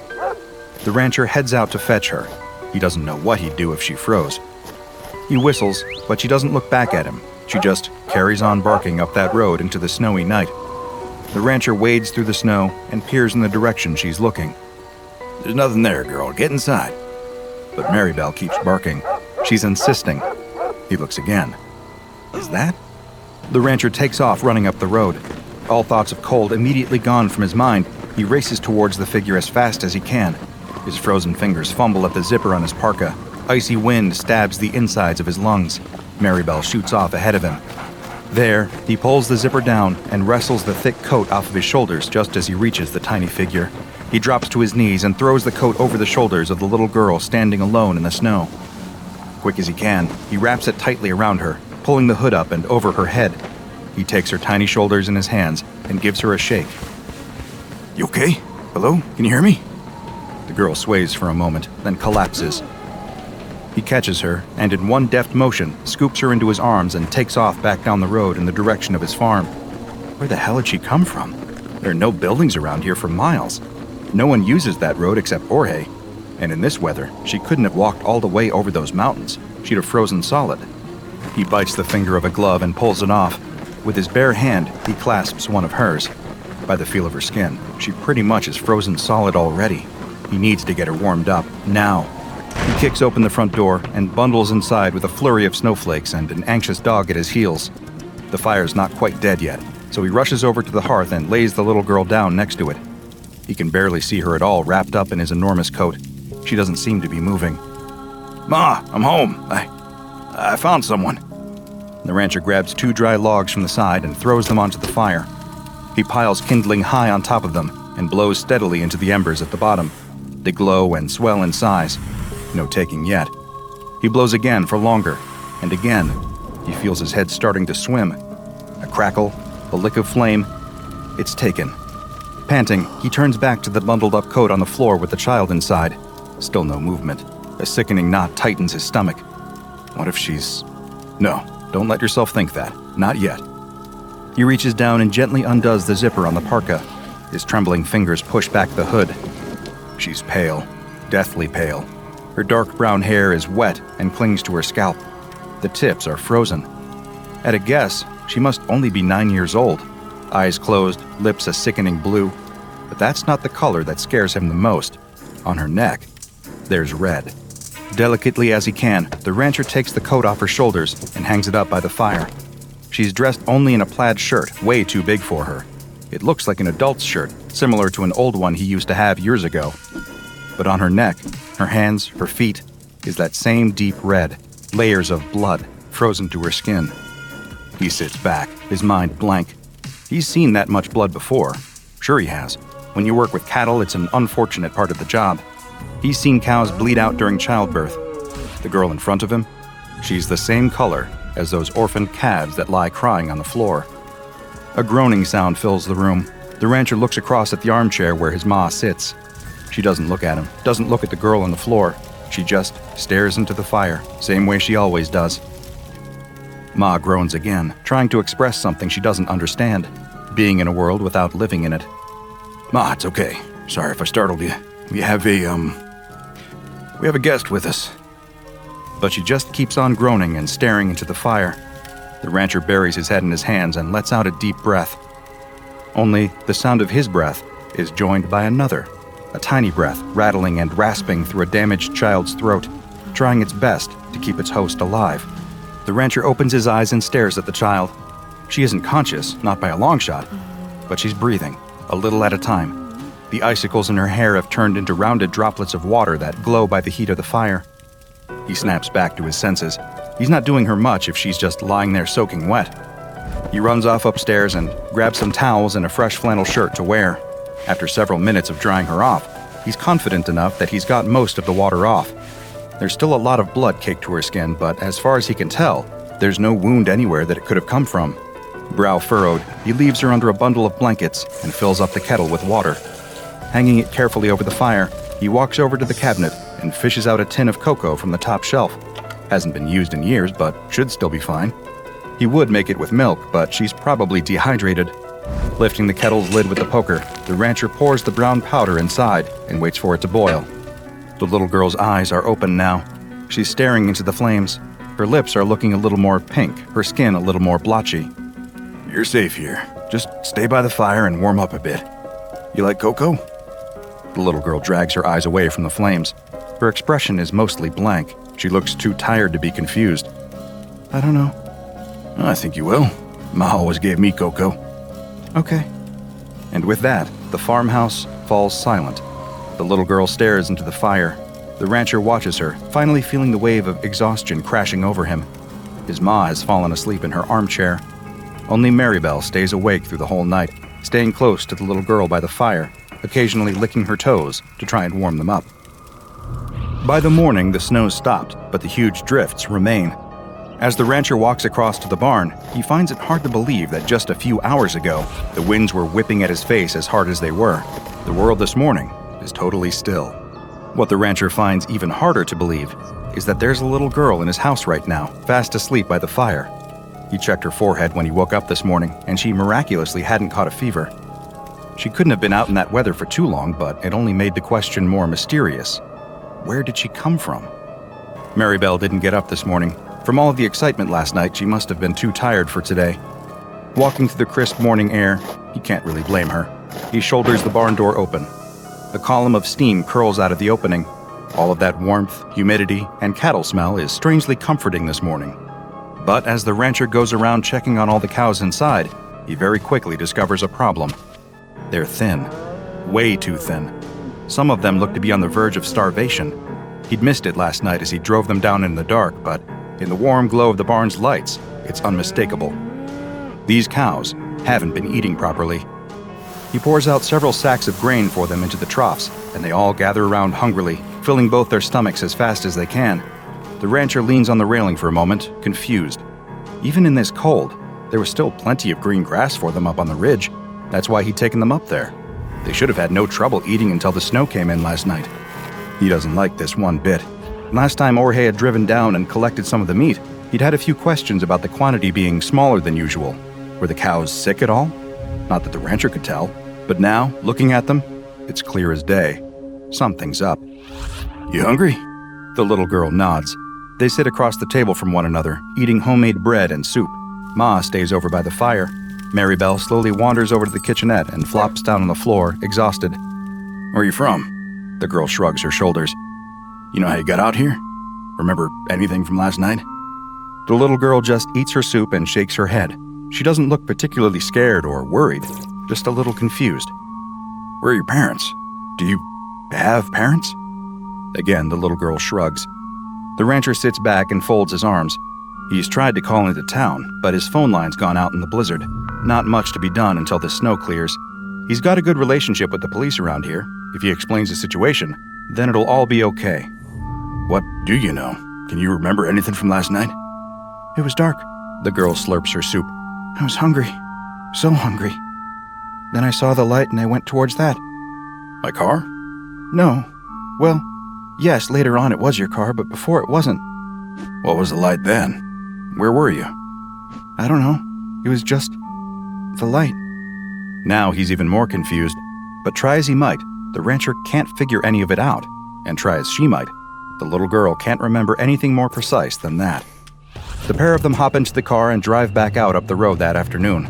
The snow is piled so high that the rancher is having to get out twice as often as he did the previous night to clear a track for them. He isn't actually sure what he's brought her out here looking for. Clues, maybe? He almost laughs at himself at the thought, but that's probably the best word for it. If he can figure out how she got here, then he can work on understanding who she is and how to get her home. There's the damage to the phone line. One of the masts has collapsed, sagging heavily on the lines. That's not something he can fix on his own. No, sir. Looks like he'll have to wait for the snow to melt before making any phone calls again. That could be in 1 week. That could be in 3 months. He glances at the child sitting in the passenger seat. She's just staring out of the window in amazement, wrapped up in as many layers as he could put on her. They may be stuck together for a while. A lurch. The pickup plunges dangerously to the left. The rancher slams on the brakes and it comes to a stop just in time. A large chunk of snow in front of them comes loose and slips off the side of the road. It tumbles down into a gully that he hadn't even spotted. With all this snow on the ground, he has no frame of reference. Everything is just white.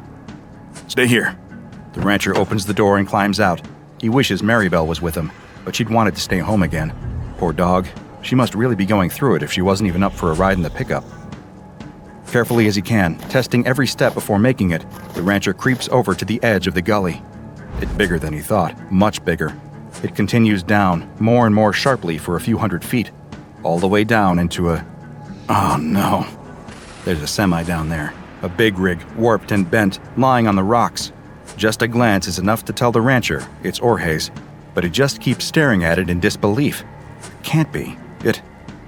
But it is. Stay in the car. The rancher reaches past the little girl and into the back seat. Grabbing a pair of crampons and some rope, he straightens up and looks at the girl. She knows it's serious. He can see the concern on her face. Stay in the car, he repeats. By the time the rancher makes it down to the truck, his legs and back are killing him. All this work over the last 24 hours is going to start taking its toll sooner or later, but some things have to be done. He pauses by the semi. It's on its side. He'll have to climb up onto it and try to open the door. Some things have to be done.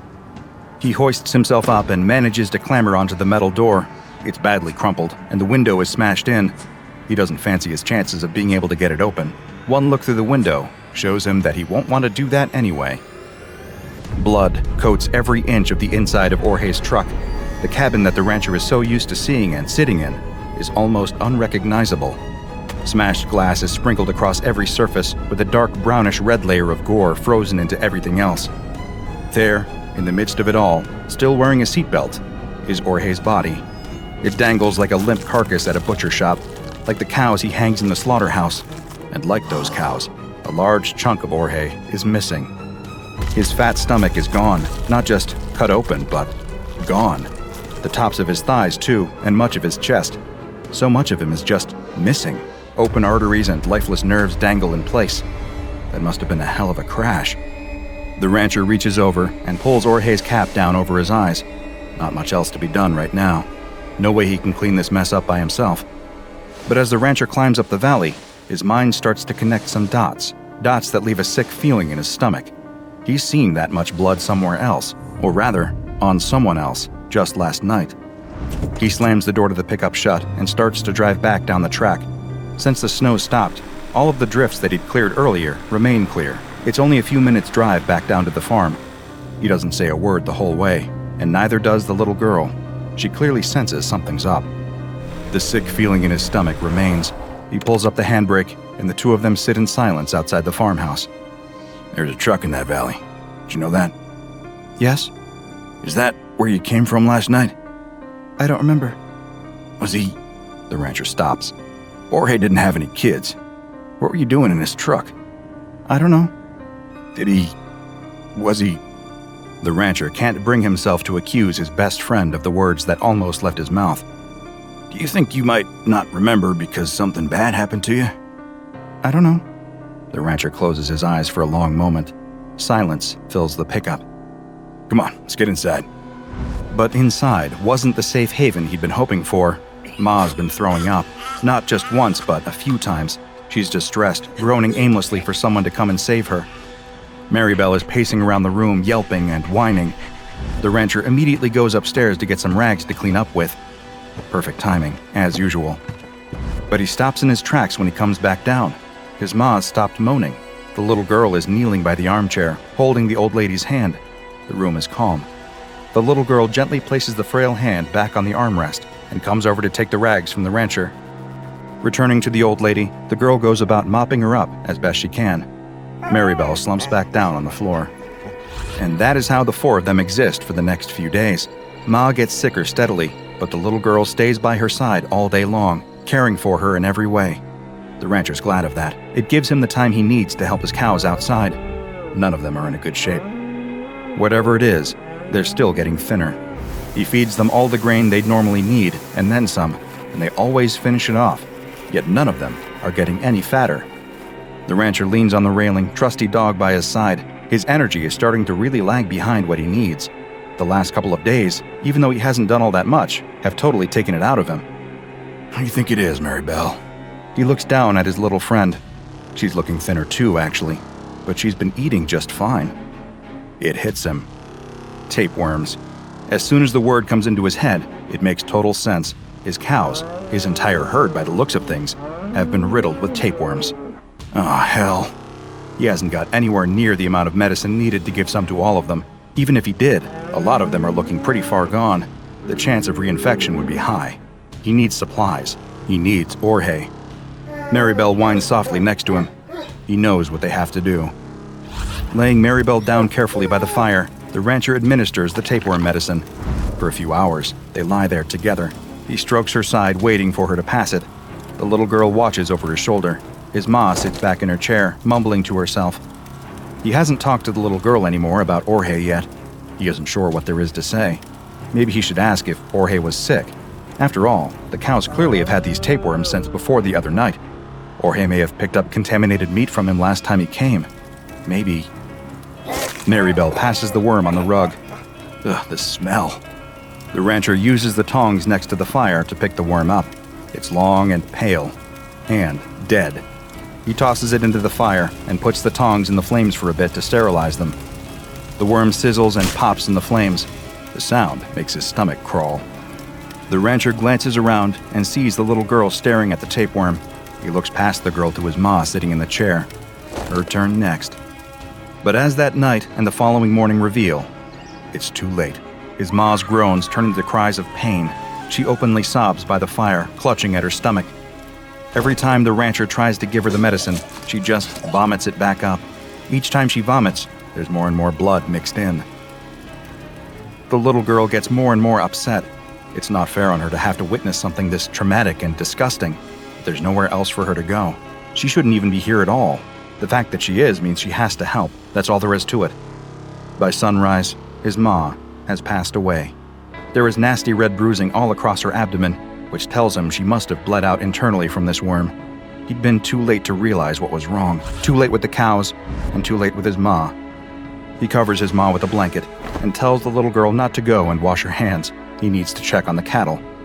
Sure enough, during the night, a handful of them died too. The calves.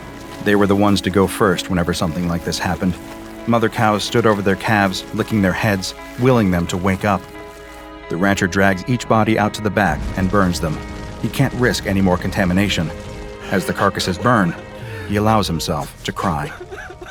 But when the rancher comes back into the house, it's full of noise, a noise that takes his brain a long time to comprehend. Crying, but not his own, not the little girl either. No, it was a new sound. It was a baby, a newborn child screaming at the top of its lungs. The rancher can't believe what he's looking at. The little girl is sitting at the hearth with Maribel at her feet. In her arms, drenched in blood, is a baby. The girl looks up at him and smiles sweetly.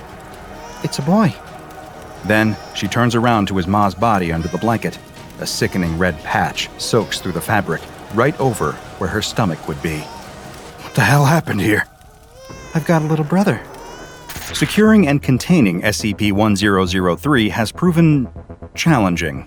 This is largely because the tapeworm that causes all of this damage is virtually indistinguishable from Echinococcus granulosus, the common variety of tapeworm that causes hydatid disease. The tapeworm, designated SCP-1003-1, follows the same life cycle as other regular worms. Its eggs come into contact with an animal through contaminated meat, saliva, or unclean surfaces and are ingested. Once inside the gut, they grow and latch onto the inside of the digestive tract, where they feed on the nutrients of the food traveling past them, steadily growing bigger and stronger. Once mature, they lay eggs, which pass out in the animal's excrement to continue the process.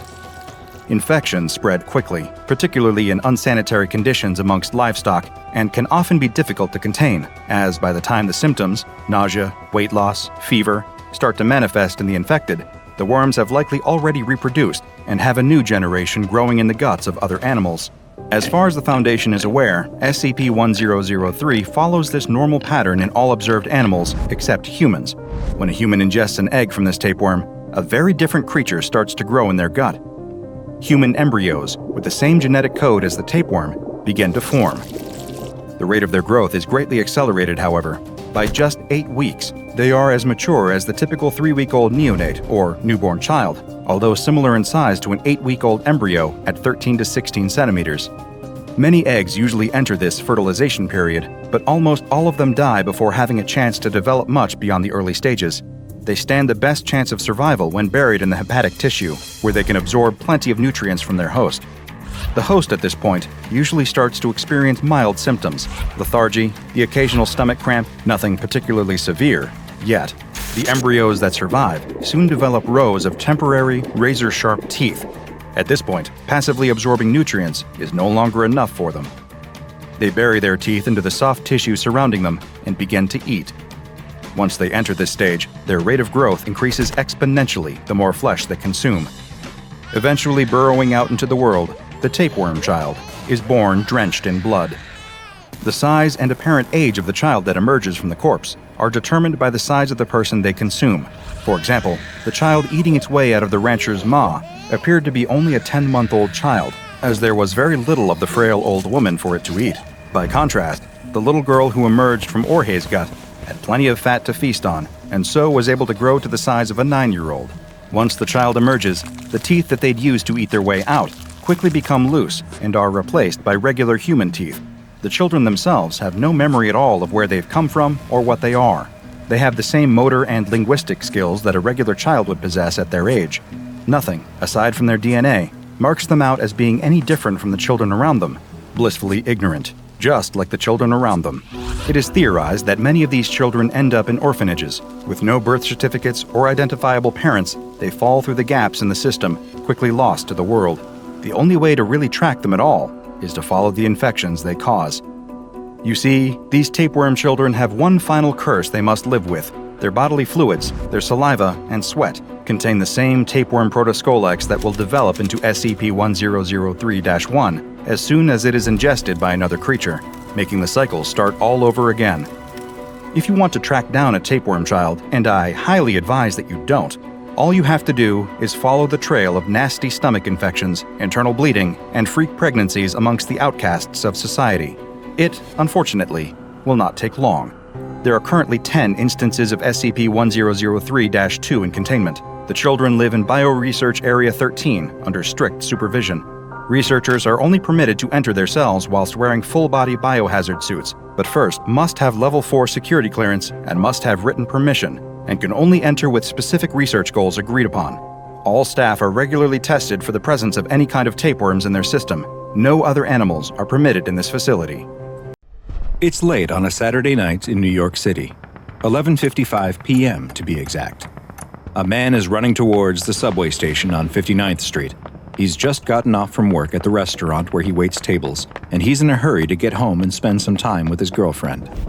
As he approaches the station, he notices something strange. Someone has placed a wooden barrier in front of the entrance. The man has never seen something like this before, but he hasn't lived in Brooklyn very long. Everything about the station looks normal behind the barrier, and he's in a hurry. He doesn't want to have to go several blocks to the next station, so he hops the barrier. What's the worst that could happen? As the man walks onto the train platform, he starts to second-guess his decision. The platform is empty, and come to think of it, he hasn't seen anyone in the station at all. Maybe he did make a mistake. Maybe the station really is closed for repairs. He turns around to leave, but just as he does, he hears a train. Good. Everything is normal. He checks his watch. 11:57 p.m. on the dot. The train comes to a stop, and its doors slide open. It looks a little older than the trains he usually rides, but it appears to be in perfect shape, and it's going the direction of his home, so he steps on board. Just like the station and the platform, there's no one else on the train. Strange, but he's ridden nearly empty trains before, especially late at night, though usually at this time on a Saturday there's at least a few people on board. Just then, he hears something in the station. He turns to see someone running down the platform crying out. "Stop! Stop!" the man in the Mass Transit Authority vest cries, dropping what looks to be his dinner on the platform as he runs. While the MTA worker is still several feet away, the doors snap shut and the train begins to move. The MTA worker cries out again to stop, but he knows there's no point. He watches as the train heads down the tracks and disappears into the darkness. With a sigh, he takes out a walkie-talkie and it squawks to life. "We've lost another one," he says. "Hi, I'm Dr. Bob, and this is SCP-052, also known as the Time-Traveling Train." SCP-052 appears to be a standard-looking Type R4 New York City subway train. Official city records state that the train was built in 1932 and decommissioned for scrap in 1975.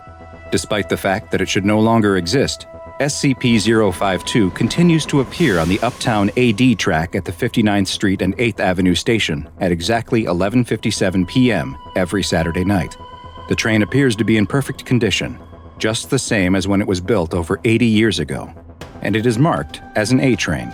Each Saturday, the train arrives at exactly the same time, opens its doors to accept or discharge passengers for precisely 5 minutes, then closes its doors and disappears until the next week.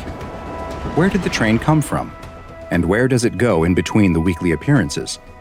These are questions the SCP Foundation is trying to answer, but perhaps the most frightening aspect of SCP-052 is that once you get on the train, there's no guarantee of ever getting off. Sadly, the majority of subjects that have been observed boarding SCP-052 have not been heard from again. The rare few that have been recovered claim to have boarded the train on various dates, ranging from 1976 all the way to the year 2204, with the latter claiming he thought he was boarding a special 300th anniversary train. Thus far, None of the recovered passengers have reported any memories or knowledge of their time on board the train between entering and exiting.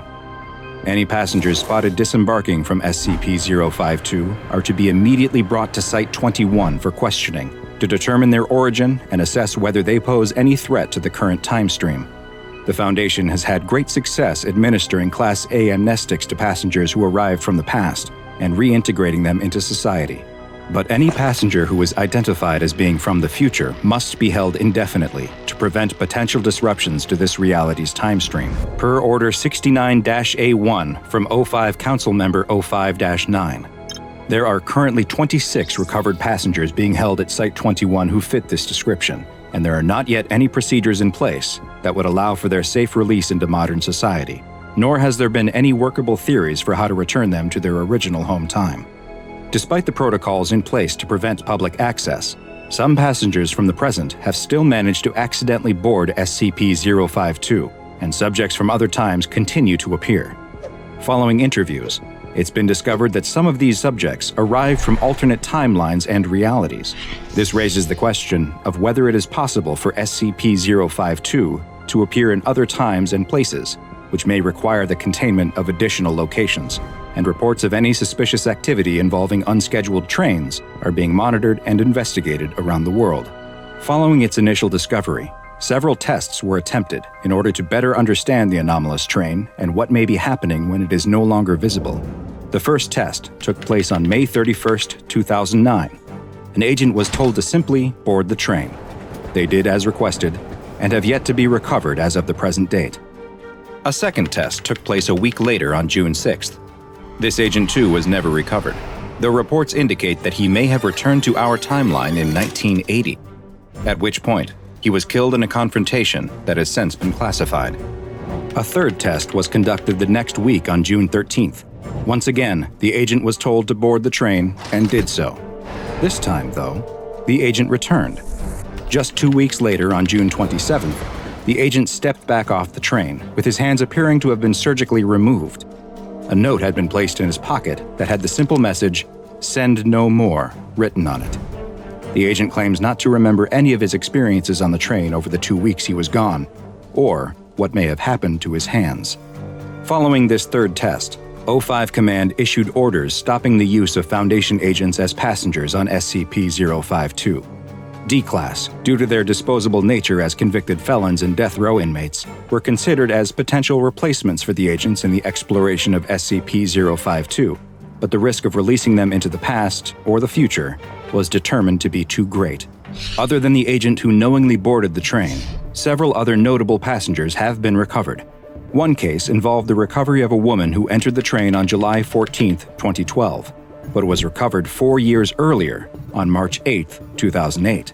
She entered the train while on her way home from the theater, and was surprised to learn she traveled 4 years into the past. Because another version of her existed at the time she was recovered, she was held to prevent unwanted temporal effects. Another subject was recovered in 2008 who claimed to be from the year 1976.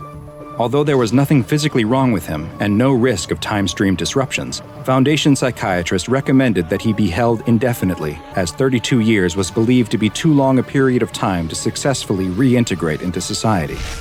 Perhaps the most interesting recovery was of a man claiming to be a Level 4 supervisor from the SCP Federation, who boarded the train in December of 2124. He said that he had been administered a Class A amnestic prior to boarding, and remembered nothing until his recovery in 2010. While the agent can clearly never be released into society, O5 Command has approved the sharing of classified information about various anomalies, in the hopes that he can provide additional information on possible containment procedures. Because SCP-052 has so far proven impossible to stop or remove from the New York City subway system, it has been classified as Euclid.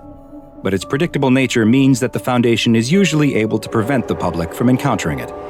The 59th Street ABCD station is closed to the public between 11 p.m. on Saturday night and 1 a.m. on Sunday morning, under the pretext of track maintenance. Any passengers seen leaving SCP-052 must be taken to Site 21 for debriefing and processing, and members of the public who simply see SCP-052 may be released after the administration of a Class B amnestic. As for what happens to most of the passengers who board SCP-052 and are never seen from again, we simply don't know. The young woman looked again at her map, turning it this way and that, trying to figure out which way she should be going. "Excuse me, sir?" she calls out to a passing man, but he pays her no mind. A woman walks past and stops when the woman tries her hand at the local language. "Bud, Laska?" "Da?" the woman asks her. "Vi, rozmovlejete, angliskoju?" "Niet," the woman replies before continuing on her way. The young woman feels that this is hopeless. Outside of a few phrases like hello, goodbye, and where is the bathroom, her local language skills are sorely lacking. She's still at the beginning of her grand trip of Europe that saw her starting on the eastern side of the continent with the plan to travel westward and finish her journey in Paris. She's traveled a bit before, but here in this Ukrainian city, she's realizing that she may be out of her comfort zone. This trip is very important to her, though. After her parents were killed in a car wreck, she was paralyzed with grief and barely left her room for months. She decided that she needed to get away and give herself a clean break from everything back home, and so she decided to do what her parents had done when they were her age and backpack across Europe. All of the pictures from their trip showed the two of them together, smiling and happy in front of great landmarks. But here she was, alone, scared, and unable to even find her hostel. "Sir, can you help me?" she cries to another passing man, waving her map towards him. But he too ignores her pleas. The young woman zips up her jacket. It's getting late, and the setting of the sun is accompanied by a cold breeze. She looks up and down the city street, and even though there are still plenty of people around, it feels as though all she can see are unfriendly faces. Her face lights up when she spots something, though. It's a police officer. He'll be able to help her. The young woman runs towards the police officer who is standing near the side of the road, or at least she thinks he must be a police officer. His gray uniform looks a little old-fashioned, but it's neat and well-fitting, and he's holding what appears to be a baton used for directing traffic. The young woman approaches the officer, but his back is to her as he gazes out towards the street. Unsure of what else to do, she reaches out with some hesitancy and taps the man on the shoulder, causing him to wheel around to face her. He stares at her without speaking. Do you speak English?" the young woman asks. "Yes, little," he responds in a thick Ukrainian accent. "Oh, thank goodness. You have to help me, please. I'm completely lost and I don't know what to do." As people continue to walk past her without giving any notice, she goes on to explain that after arriving in the northeastern Ukrainian city, she took what she thought would be the right bus, but ended up going in the completely wrong direction. Now she has no idea where she is, and is worried she won't make it to her hostel before night falls. "Where is your hostel?" the policeman asks. "Somewhere called the..." She looks down at the words scribbled on the margins of her map. The Studentskaya?" she tells him. "Ah, yes, the police officer says. There are many hostels there, including some specifically for foreign visitors and students. She has been very unlucky, though, since it was actually near the metro station she first arrived at. He can help her get there, though. There is a bus that will take her straight there, and the stop is only a few blocks away. He can walk with her there if she likes." The young woman accepts his kind offer, and the two start heading down the sidewalk together. As they walk, he asks what she is doing in their city, and she explains how she just needed to get away and see the world. She's unsure why, but she feels like she can confide in this policeman, and she begins to explain what happened to her parents, how alone she felt at home, and how this trip is meant to be a life reset, but so far, it's off to a terrible start. "We have phrase," he tells her. "Sigda może być тоже." "What does that mean?" she asks. "It can always get worse. This way." The police officer points towards an alleyway and starts walking towards it. He can tell the young woman is feeling apprehensive about entering the dark space between the buildings, and he assures her that it is a shortcut. There's nothing to be afraid of. The two walk into the alley together. The young woman again starts telling him about her life back in the United States, what she plans to do when she gets back, how she hopes the trip will be a turning point for her. As she talks, she fails to notice that the police officer has begun to slow. She does notice, though, that the shadow of the police officer has suddenly started to stretch out on the ground in front of her. She stops and watches as the shadow keeps moving, growing larger and larger. It stretches and lengthens, even as hers stays the same. She also realizes that the sound of the policeman's footsteps have also stopped. She slowly turns to see it standing in the place where the police officer should be. A grotesque, horrible sight. A massively tall creature with long, disgusting limbs. She's too scared to scream as she continues looking up its gigantic body before finally looking at its face, or what's left of it. Half of its jaw hangs unhinged, as if it has been torn from its joint, and it has no ears or nose. She trembles in fear as she wonders if whatever this thing is can see her, since it also has no eyes. The last thing she sees before she turns to run is the creature lifting up one of its arms, where its hand has been replaced by a black and white metal rod that it brings down with terrifying speed and crushes her skull. Привit! Today's file exploration has taken us to Ukraine, though the anomaly known as SCP-3660 has been known to appear in a number of other countries as well. SCP-3660 is a humanoid creature that, from what the SCP Foundation has been able to observe, appears to be sapient and resembles a police officer, or militia, from the 1970s Soviet Union. It wears a long, dark gray coat, tall black leather boots, and a cap, and holds a black and white baton reminiscent of the type used by police officers in Russia and many Eastern European countries to direct traffic. When an individual begins interacting with SCP-3660, they will find that they feel as if they are talking to a regular police officer and having a completely normal conversation. It is capable of exerting a mental influence over the person speaking with them, allowing it to easily mislead and deceive them, which explains why they ignore the fact that the officer is wearing a uniform that is several decades out of date. Those who pass by will not seem to notice the anachronistic clothing either, and they will pay no mind to what is happening. This same effect extends to those viewing SCP-3660 on a live feed, and it is only when recordings are viewed that its true form is revealed. SCP-3660's actual appearance is that of a mummified human corpse, though it is taller than any human at over 5 meters in height, with arms and legs that are disproportionately long, with the legs alone making up 2/3 of its total height. SCP-3660 is also extremely skinny, even for a desiccated cadaver, and its limbs and head look as though they are nothing more than brown, dry skin stretched directly over bones, with no muscle at all underneath. Its left hand appears to be missing, and in its place, the creature has a black and white rod fused directly into its arm. 3660's face appears as though it has suffered tremendous injuries. Its eyes, nose, and ears all look as if they have been removed from its face, and the left half of its lower jaw hangs freely in its joint as though it were torn away. Despite this damage to its face, it is still quite capable of speech, at least when people are perceiving it in its human form. It's currently unknown why, but SCP-3660 appears to be primarily interested in kidnapping and killing people who are in countries that once belonged to the former Soviet Union. So far, there has been no commonalities between the victims except for one thing: all of their parents were dead at the time of their abduction. Once the Foundation realized this uniting factor, they were able to create a scenario in which the anomaly appeared, though so far, this has only been successful one time. Foundation researchers located a member of Class D personnel who was an orphan, D-1935, and equipped them with a radio headset, a video camera, and a microphone, and instructed them to walk the streets of a city located in a country which was once part of the USSR. The D-Class was observed on location by members of MTF-810, nicknamed See No Evil, and they watched as D-1935 suddenly stopped on the sidewalk. He was approached by a police officer with an out-of-date uniform who saluted the D-Class with his right hand. ETA 10 appeared to not see the police officer and reminded the D-Class to stay sharp and continue looking for 3660.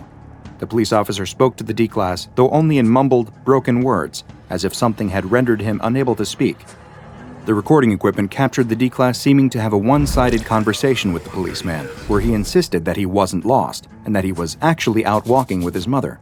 Or rather, he thought he was out with his mother. It seemed to the D-Class that she had just left, and he requested the police officer's help in finding her again. The officer then took the D-Class's hand and began leading him away, eventually taking him into a dark alley. All the while, ETA 10 seemed completely oblivious to what was going on. They didn't even realize that D-1935 had left until the two disappeared into the alleyway. They began searching the area, but they were unable to locate the D-Class anywhere. It was as if he had been there one moment and then simply disappeared. Luckily, D-1935 had also been equipped with a GPS tracking beacon, but when ETA 10 looked at their locator, they were convinced something was wrong, since it showed that the D-Class was now over 5,000 kilometers away. A nearby containment team was sent to the location being broadcast from D-1935's tracker, and they arrived roughly 2 hours after his disappearance. When they got to the location, they discovered that it was coming from a very strange place, a cemetery. The team cautiously entered the cemetery and began making their way in the direction of the beacon, unaware of what they would find. When the GPS locator finally signaled that they were in the correct position, they realized that they were standing directly over a grave. Specifically, a grave belonging to the mother of D-1935, who had been dead for over 50 years. There was no question, though, this was the location the beacon was broadcasting from, and after receiving permission from the Foundation, the containment team began to dig. When the coffin was finally revealed, the team readied their weapons, unsure of what they might find inside. But when they opened its lid, they saw that their guns weren't necessary. All that was found within was the mummified body of a woman. That and the body of D-1935, who was curled up in the fetal position, tightly hugging the remains of his mother. Following this event, the parents of other suspected SCP-3660 victims were exhumed as well, and in each case, the missing person's body was found inside, alongside their deceased mother or father. SCP-3660, which has been given the nickname Uncle Styopa, a play on a popular Russian children's character who is an extremely tall policeman, has so far eluded all containment attempts, and it has been classified as Euclid. Disappearances of those without living parents in former Soviet Union countries should be investigated to determine the involvement of SCP-3660. Any recording devices in the area where they disappeared must be checked, and should they contain any images of SCP-3660's true form, then they are to be immediately confiscated and destroyed. It's October 31st, 2021, and anyone who's anyone in the upper crust of society knows that there's really only one place to celebrate Halloween if you want to stay relevant: a certain Norwegian billionaire's yearly costume ball. Invitations are highly exclusive, and if you have to ask where you can get one, you're definitely not on the list. Those lucky, beautiful, famous, or just plain rich enough to be invited receive the notice a year in advance, in an increasingly elaborate fashion each time. Rumor has it that one year the billionaire specially trained a flock of purebred carrier pigeons to deliver the invites, printed on scrolls recovered from the ruins of the Library of Alexandria. But that's just a rumor, of course. This year's invitations arrived in the form of a luxury sports car with a simple, gold-embossed card hidden in the glove compartment that read, "Lucky You." It then provided information on this year's theme, medieval fantasy. The dress code would be strict, and failure to comply would result in being barred from entering the event. It also included a vital piece of carefully guarded information: the location of the party. The lavish event is held in the billionaire's castle, nestled in the remote countryside of Norway, which he had built a decade ago specifically for this one night a year. For the other 364 days, it sits vacant, except for a full staff to keep it in prime condition, of course. As a group of first-time partygoers pull up the long, winding driveway to the castle's gates, their limo is stopped by a guard. "Your driver will need to let you out here," he explains. "Can't have someone who isn't on the list coming up to the residence," your host insists. And so the group, 2 men and 2 women, climbs out of the car, and they all make their way up the drive on foot. They didn't prepare for the trek, and by the time they reach the castle gates, the ladies are sweating into their exquisite handmade gowns, and one of the gentlemen has torn a small hole in his tights. Nevertheless, they have arrived at what promises to be a truly grand occasion. Once the gates creak open and grant them admission, they quickly forget the discomfort of the long walk. Reports of the event have not, in fact, been greatly exaggerated. It is every inch as impressive as they could have imagined it would be. A lush golden carpet rolls out from the doors into the ballroom, and a herald clad in period attire blows a horn to signal their arrival. He announces their names to the room, where beautiful people are already dancing and frolicking to their heart's content. There are rows and rows of delicious-looking food, including roasted pigs, fresh fruit, and cakes. There are fountains filled with the finest champagne, and a full orchestra provides live music that fills the enormous halls. Above it all, the host himself sits, dressed in regal robes and a crown positively dripping with jewels. It is the most indulgent, decadent, glorious event any of them have ever been a part of. There are no clocks inside the party castle, and no other way to note the passage of time while inside. This is entirely deliberate, and an event there ends only when the guests have all grown too weary to continue the merriment. It is for this reason that the 4 newcomers do not notice how late it has grown, or the fact that one day has already bled into the next outside the castle. By the time they stumble back outside, filled with cake, champagne, and fresh gossip they can't wait to repeat, it is nearly dawn. They walk back down the path that led them to the castle, their steps a little heavier with exhaustion and the aforementioned champagne, and notice that there are rows of limousines and other cars waiting where they were dropped off. "Excuse me," one of the women calls out to a guard. "Where's our limo?" "Where did you tell him to wait?" the guard responds. At this, the woman looks at her companions, who all shrug. None of them were aware of this practice, and they sent the driver home when they left the car. "We didn't," she explains. The guard stares at her blankly for a moment, then bursts out laughing. "Well then," he says, "you'll just have to walk." Surely there's a contingency plan in place, right? Their wealthy host can't expect his guests to walk home if they didn't think to plan ahead and tell their driver to wait all night.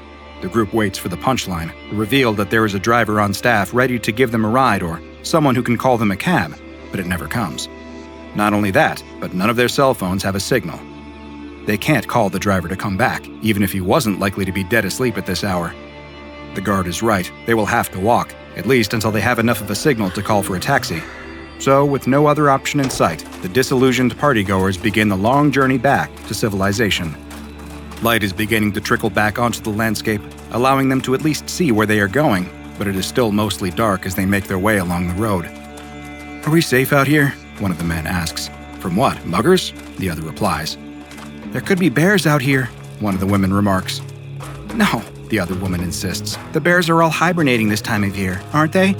They all collectively shiver at the thought of encountering a bear or anything else out on this lonely road, with nowhere to hide and no way to defend themselves. Best not to dwell too long on that thought, or they might find themselves paralyzed with fear.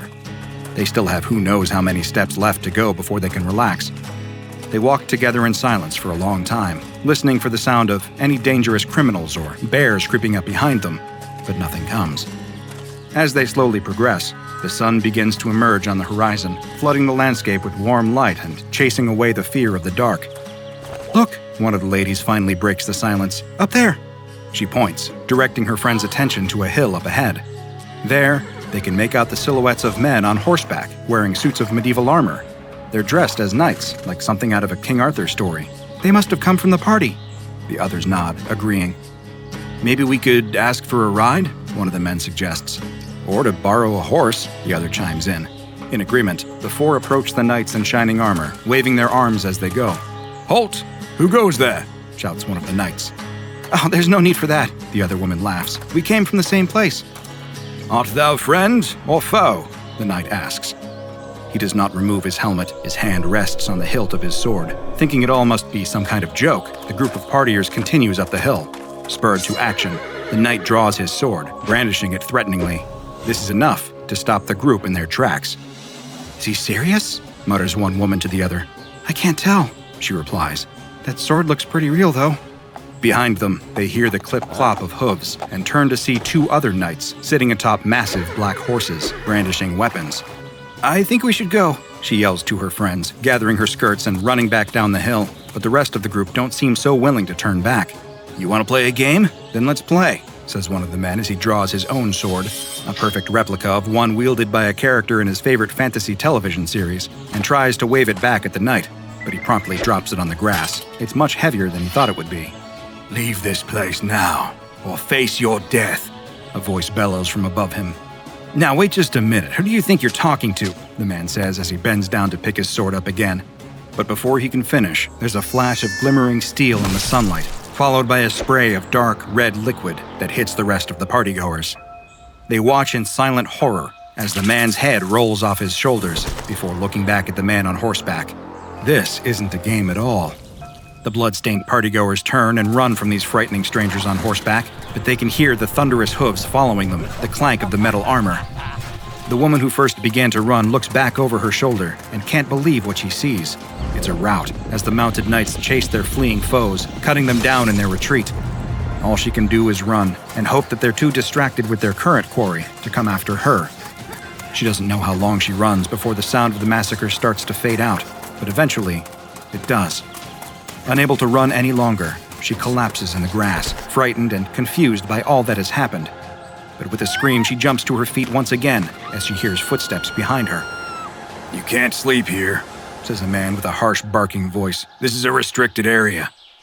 Before her stands the second group of armed men she's seen that day.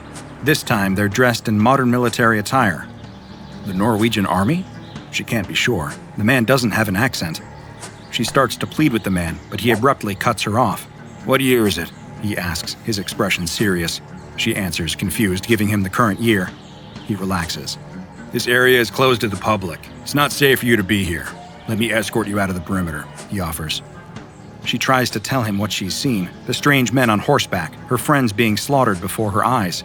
When the man asks how she got there, she lets the whole story come pouring out. The billionaire, the invitation, the party. In her frantic state, she doesn't notice one of the guards, who radios to someone that it looks like he's done it again. The man questioning her changes his tone. He doesn't seem at all concerned about a murderous group of medieval knights in the woods. "Sounds like you had a bit too much to drink," he tells her before putting a comforting arm around her shoulders. And she doesn't even notice the syringe until she feels a prick on her upper arm before losing consciousness. The woman would be returned home and have no memories of the events that she witnessed. She'd never remember how much danger she was in when she had a brush with SCP-526. SCP-526, also known as the Valhalla Gate, is located on a hill in Norway. The SCP Foundation has hidden information on the gate's exact whereabouts, no doubt to stop curious civilians from wandering into danger or filming short viral videos. But if you find yourself in the Norwegian countryside, it can still easily be identified. Simply look for a ring of 9 stones, each standing at about 2 meters tall, placed in a 10-meter radius at the top of the hill. If you're not certain whether you're in the right place, or if you just happened upon another mysterious stone circle, look for the runes inscribed on the inward surface of each one. If the runes are there, you're in the right place. Or the wrong place, depending on who you ask. Every day at sunrise, give or take about 15 minutes, the gate will open and release a group of warriors from any point in history, fully armed and outfitted for battle. These can range from a small group of archers to 300 Spartans to groups of highly trained special operatives, and every member of the temporarily displaced group will be from the same period in history. As if they all ran through some sort of rift at the same time. Though these resulting manifestations rarely harm anyone, staying in place 92% of the time after they first appear on the hilltop, the remaining 8% lead to scenarios which can truly be a bloodbath. After all, to an army lost in the fog of war, emerging in a strange land in an unfamiliar time, anyone can look like an enemy. No matter how they behave on their initial appearance, those who cross through SCP-526 will attempt to attack anyone who approaches the anomaly.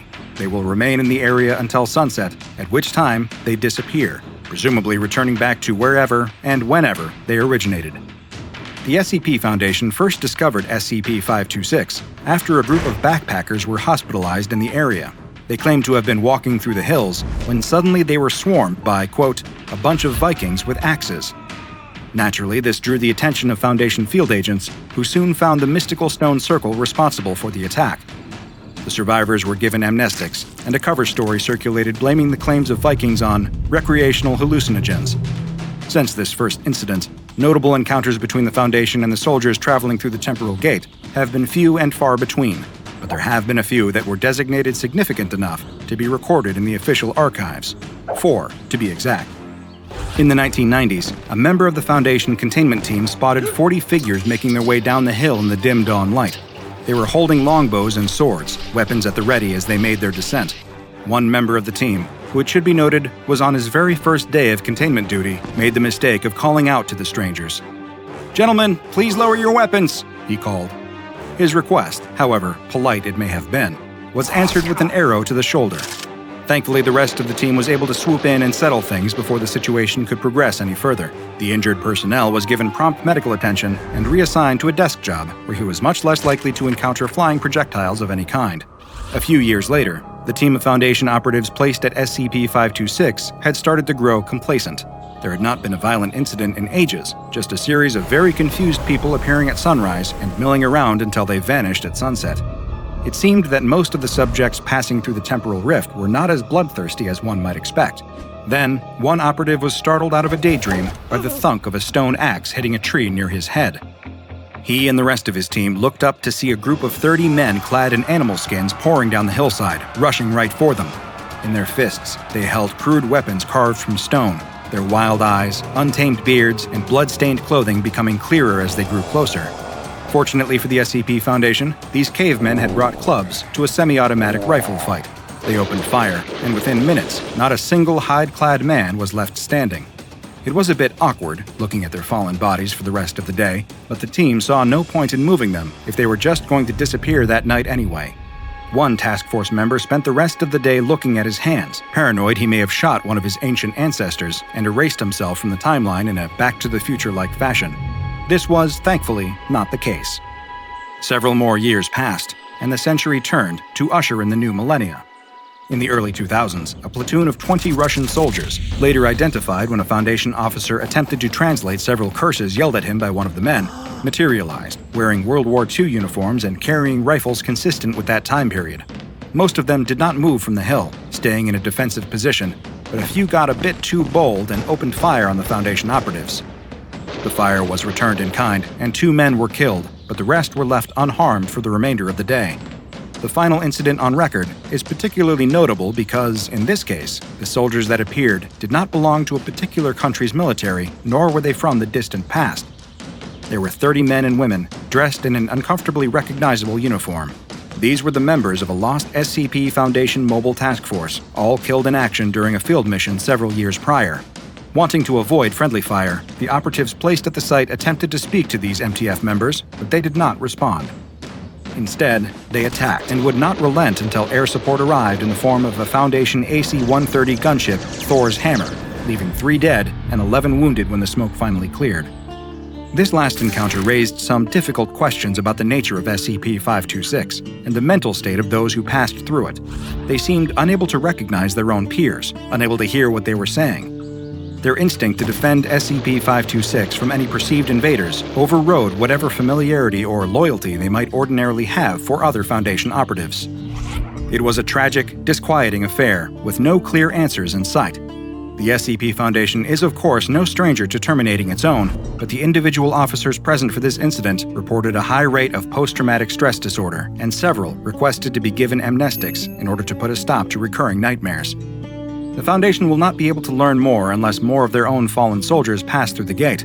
Even if they do, it is impossible to say whether they will be able to ask any questions or engage in a dialogue, or whether they will have to gun them down in another round of kill or be killed. Because there is no way to know what each new sunrise at SCP-526 will bring, the SCP Foundation has classified the anomaly as Euclid. As there is no way to move SCP-526 to any official Foundation site, the 15-kilometer radius around the anomaly has been converted into Armed Containment Area 31. The cover story for this area is a military weapon testing site, and there is a no-fly zone in effect there. A team of qualified field agents is placed on site in order to observe and neutralize any subjects that emerge from SCP-526. Because all is fair in war and, well, war, the agents placed there are permitted to use deadly force if their lives are threatened or the containment is jeopardized. 30 minutes before the sun comes up, the containment teams are placed on full alert and will keep their eyes on SCP-526 until the sun has set and all potential threats have disappeared. If a given day's apparitions are too aggressive or too numerous for the teams on the ground to contain, Mobile Task Force Sigma-9, or Valkyries, may assist via airstrike. Since the Foundation has set up its perimeter around SCP-526, no civilians have been harmed, though the same can't be said for Foundation personnel or the revolving door of strange warriors emerging on the hill. The protocol has been considered successful. I haven't yet been out to see the gate in person myself. I tend to be more of a pacifist, but if I ever do, I'll make sure to bring a shield, a bulletproof vest, and perhaps a full suit of armor. Why not? The best offense is a good defense, I always say. It's late at night, and you're driving down a desolate stretch of highway somewhere in New Mexico. There's nothing out here except for you, your car, and the road. What you don't know is that you're about to encounter something. Something terrifying. There's no moon, and the sky is pitch black. Your own car is barely lighting up the dark road ahead of you. Just then, you spot something in your rearview mirror. It's a pair of headlights. There's nothing too strange about them, except that they are especially bright. Your eyes are so adjusted to the darkness that you have to look away. When you glance in the mirror again, you see that they're closer. Much closer. They must be going awfully fast. You don't know why, but something about the car behind you makes you feel uneasy. There's something off. You speed up a little. Maybe you can keep some distance from them. But the lights keep getting closer. So you speed up a little more. Still, they gain on you, growing bigger and bigger in your rearview mirror. You're getting nervous. They look like they are barreling right towards you. You floor it. The lights are able to keep up easily, though, and now they're right on your tail. No matter how fast you go, they stay right behind you. The lights are so bright and close that they're almost blinding. You're in a full-blown panic. What is going on? Now the lights are swerving back and forth behind you. What do they want? You take a sharp turn without indicating, but they follow you without difficulty. You keep your foot smashed down on the accelerator. Your engine is screaming, but they just get closer and closer. They're right on your bumper. The bright white lights burn your eyes so bad that you swat at the rearview mirror to point it down. You look up just in time to see the deer standing in the middle of the road. You slam on your brakes as hard as you can. Your tires squeal loudly in the night, and you brace yourself to both hit the deer and get rear-ended from behind. You stop inches from the deer as something incredible happens. The two headlights seem to split, passing by you on either side of your car. You and the deer lock eyes for a split second as if you're both thinking, "What was that?" before the deer hops away into the night. You don't know what's happening, but you're not going to wait around to find out. You throw the car in reverse and hit the gas before whipping it around 180 degrees. You can't remember how far the last town was, but there's no chance you're going in the direction of those lights. You drive as fast as you can, checking your mirror constantly to see if anything is behind you. Nothing. Just darkness. Maybe you're finally safe. No, they're right in front of you. The lights somehow appear out of nowhere right in front of your car. You turn the wheel hard to avoid a head-on collision and you go flying off the road, smashing your head against the window as the car goes flipping and rolling and tumbling. The car comes to a stop 100 feet off the road, upside down, with a lone blinking turn signal dimly lighting up the surrounding field. A single headlight approaches the car, but it's not moving like a vehicle. It's moving like an animal. You're concussed from the accident, and your vision is starting to fade. The last thing you see is a second light approaching. The next morning, the local sheriff is investigating the scene of a single car accident. Curiously, there's no body. Just a few scraps of clothing, and a pair of tennis shoes sitting neatly in the upside-down roof of the car. Strangest, though, are the childlike handprints all over the dirty car door. The sheriff doesn't know what to think. What the sheriff doesn't know is that he has just come upon the aftermath of an SCP-745 attack, a strange and mysterious creature known as the Headlights. SCP-745 is the classification the SCP Foundation has given to a bipedal, nocturnal predator, whose hunting grounds are an abandoned stretch of highway in northern New Mexico. SCP-745's most distinctive feature, by far, is its head, the top of which is a bloated sack of translucent skin.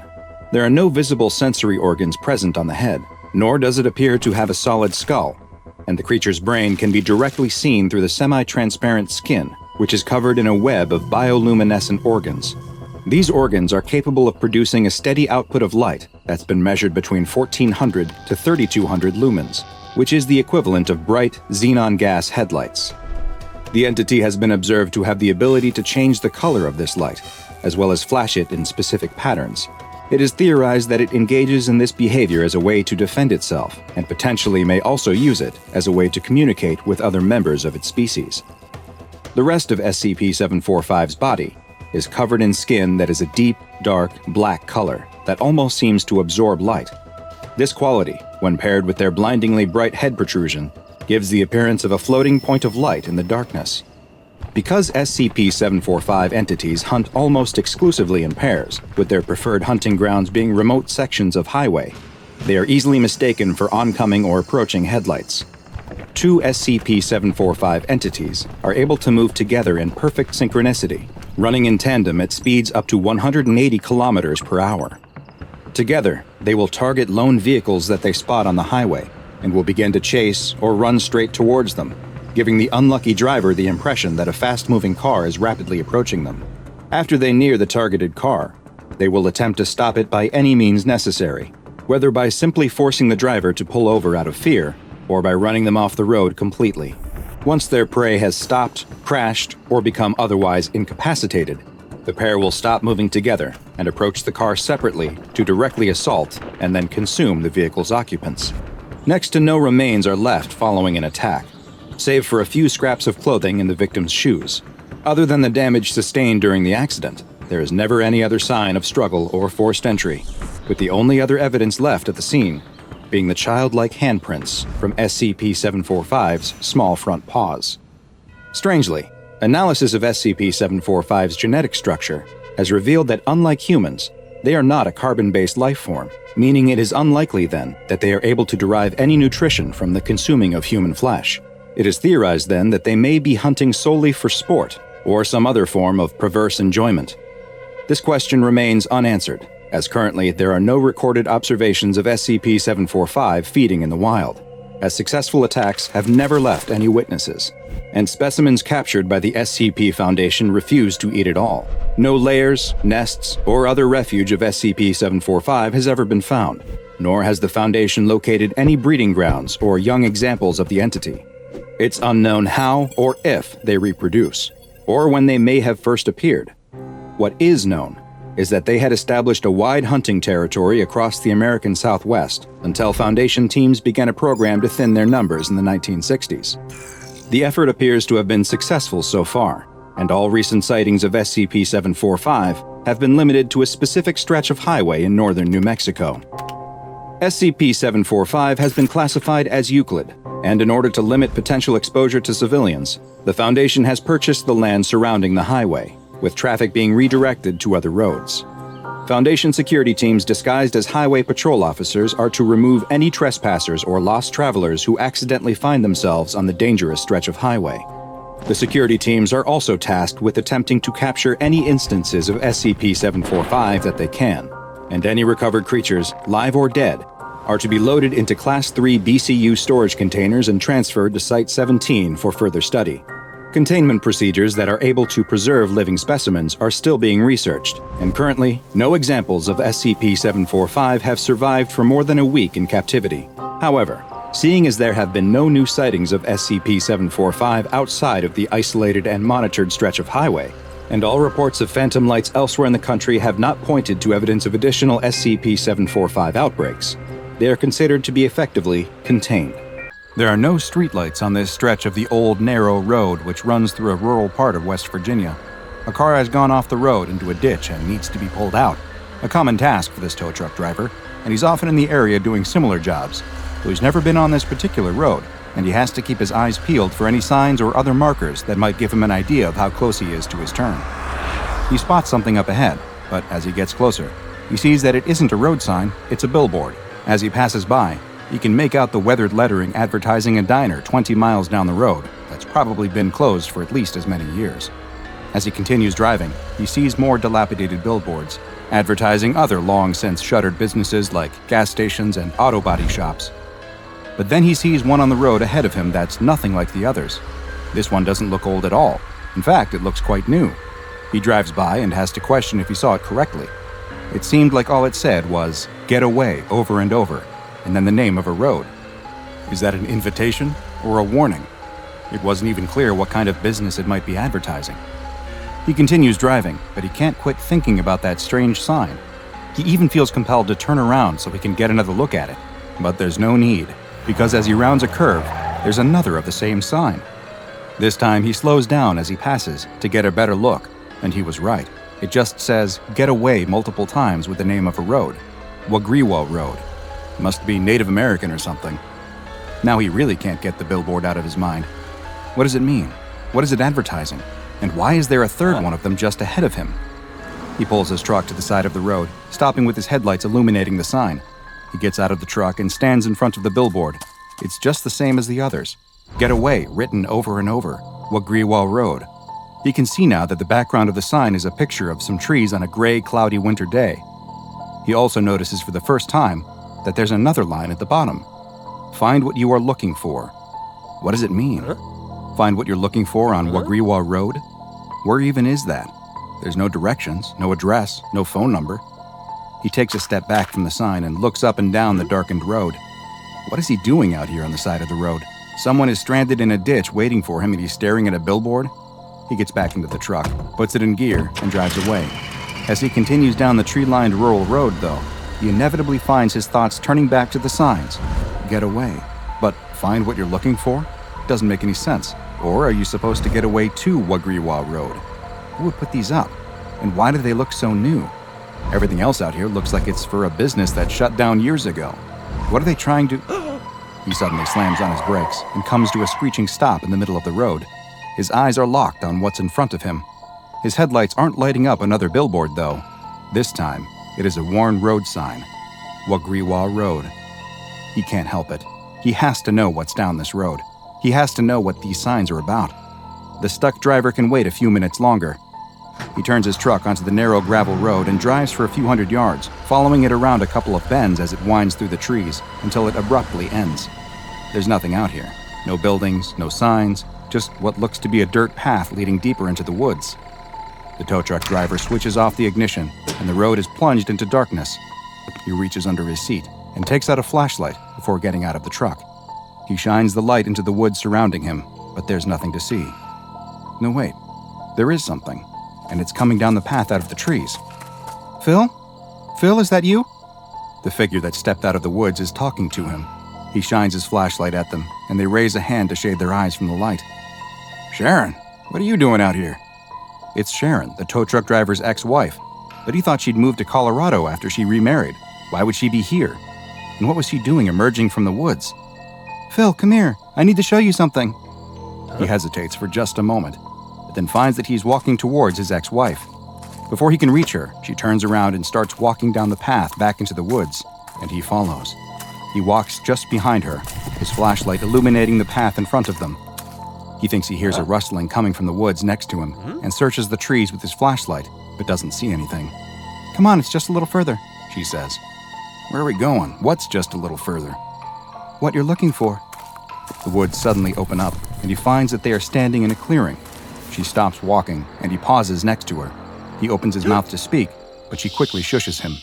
Quiet, they're almost here. The tow truck driver looks around, but he doesn't see anything, just the faint outline of trees that are barely visible on this moonless night.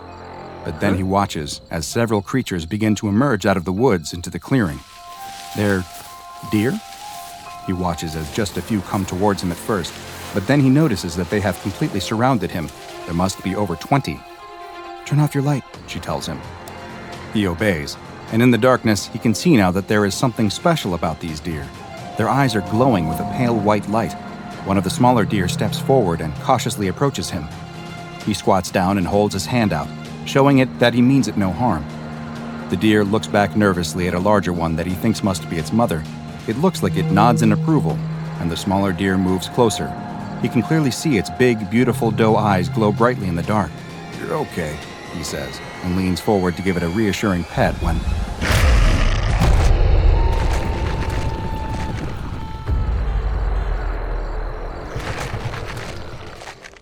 Following the mysterious disappearances of multiple people in an area of West Virginia near the town of Harper's Ferry, the SCP Foundation soon became interested in a particular stretch of road where it appeared that many of those who had gone missing had traveled just prior to their vanishing. Agents were dispatched to the area and immediately detected high levels of thaumaturgic energy, with the epicenter appearing to be on a plot of privately owned land. Investigation of local records revealed that the land was owned by a man named Richard Redkin. The Foundation staff contacted Mr. Redkin under the guise of being federal agents investigating a crime that had been committed on the property while he was away.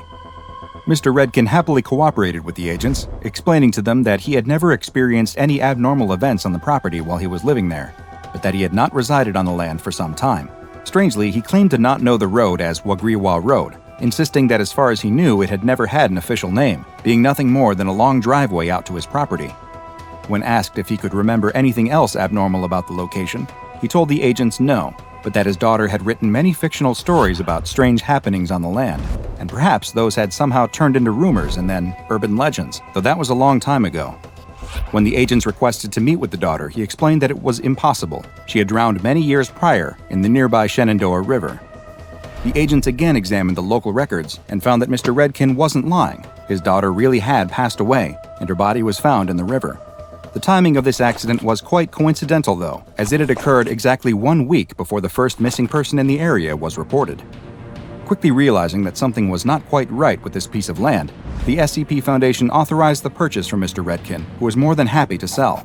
and a research outpost was constructed to further investigate the anomalous events, which had collectively been dubbed SCP-4434.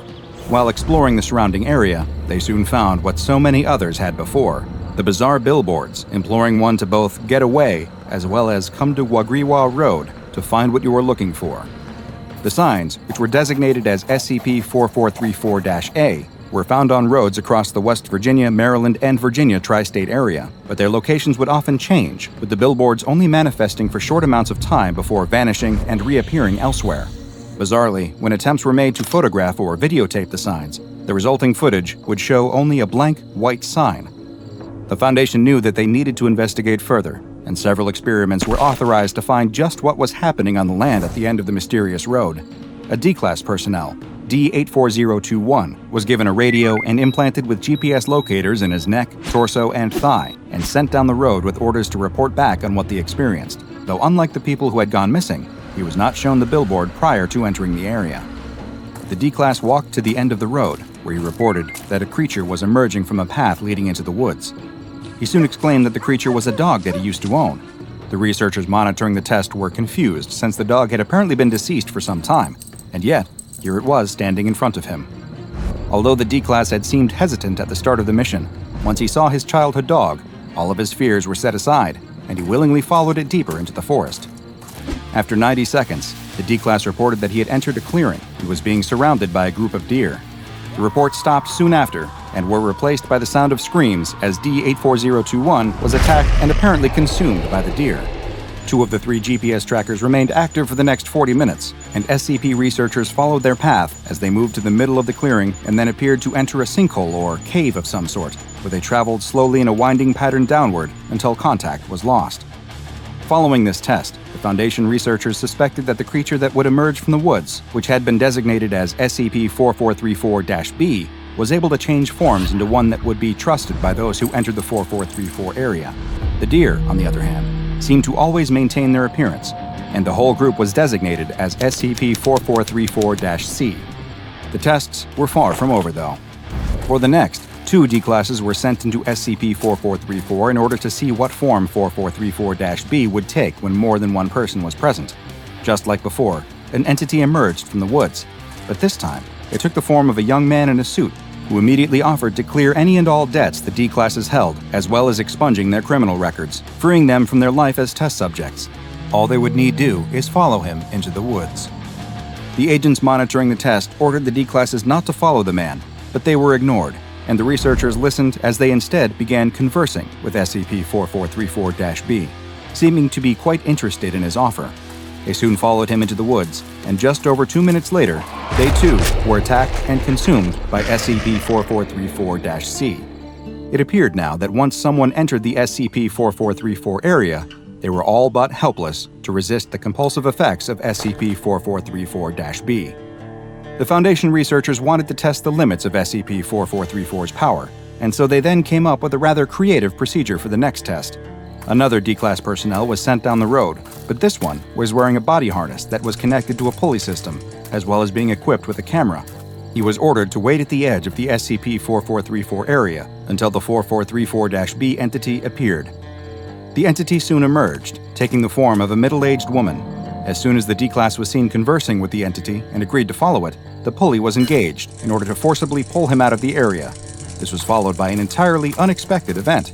The middle-aged woman quickly produced a knife and, with a supernatural speed, severed the rope on the pulley system. The now freed D-Class stood up, followed the woman into the woods, and was consumed soon after. The researchers were growing frustrated with their lack of advancement in understanding the anomaly, and so for the 4th test, they decided to take quite extreme measures. A drone was used to fly over the area, which identified the mouth of the cave that the GPS trackers had been taken into. It was a 3.5-meter wide hole in the ground, too dark to see anything past the entrance, and the drone installed an anchor point in the ground at the mouth of the hole before flying in to explore further. But the signal was almost immediately lost. Progress had been made, though. Yet another D-Class was selected, this time one who had climbing experience. D-84041 was warned in advance that the SCP-4434-B entity would appear to her and would have a compulsive effect, and that she was to ignore them no matter what form they took, and instead proceed as quickly as possible to the cave, which had been designated as SCP-4434-D. D84041 was taken to the road, and she immediately began running down the path into the woods. She was able to reach the mouth of the cave without seeing any anomalous entities, neither 4434-B nor the carnivorous deer. She quickly attached the rope she had brought to the anchor that was installed by the drone and began rappelling into the hole. As she descended down, she described the normal, rocky cave, one that grew wetter the further down she went. Surprisingly, she soon reached the bottom, where she found a spherical room, roughly 8 meters across. But this was not anything like the entrance to the cave. The floor of this room wasn't made of rock or dirt. It was more like flesh, and it appeared to be breathing. And there was something else down there too, a folded piece of paper with writing on it. The D-Class was ordered to pick up the paper, take a sample of the cave floor, and exit the area as soon as possible, as there was no way to predict if the SCP-4434-B and C entities, or something worse, would soon appear. After taking a sample, she began climbing out of the cave. When she emerged, there were still no signs of any anomalous creatures, but she quickly made her way down the road and out of the SCP-4434 area. When she reached the waiting agents at the edge of the area, D84041 handed them the sample and the paper that she found, but then stopped and turned around. There on the ground, roughly 5 meters away, was a plate of food. Without any hesitation, she walked back into the SCP-4434 area, picked up the plate, and walked back into the woods. She was never seen again. It was now clear that 4434-B could take forms other than just humanoids and animals. As the objects that the D-Class had managed to get out of SCP-4434 were analyzed, the area's former owner, Richard Redkin, was again questioned by Foundation agents. They asked him if there was anything he failed to mention in their previous interview, and he told them that there was one thing that he preferred not to normally discuss. Just before his daughter's death, in addition to her fascination with writing and coming up with stories, she had become obsessed with the occult. When they asked him about the paper they had found within SCP-4434-D, he told them that it was very likely that she had written it.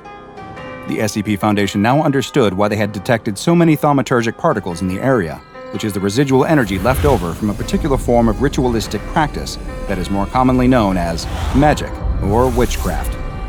The contents of the paper found in the cave seemed to add additional weight to the theory that his daughter may have been involved in a ritual that led to the creation of SCP-4434, because written on the single page is a poem which reads, "The forest is a sea, the wind is the waves, and the water is the leaves.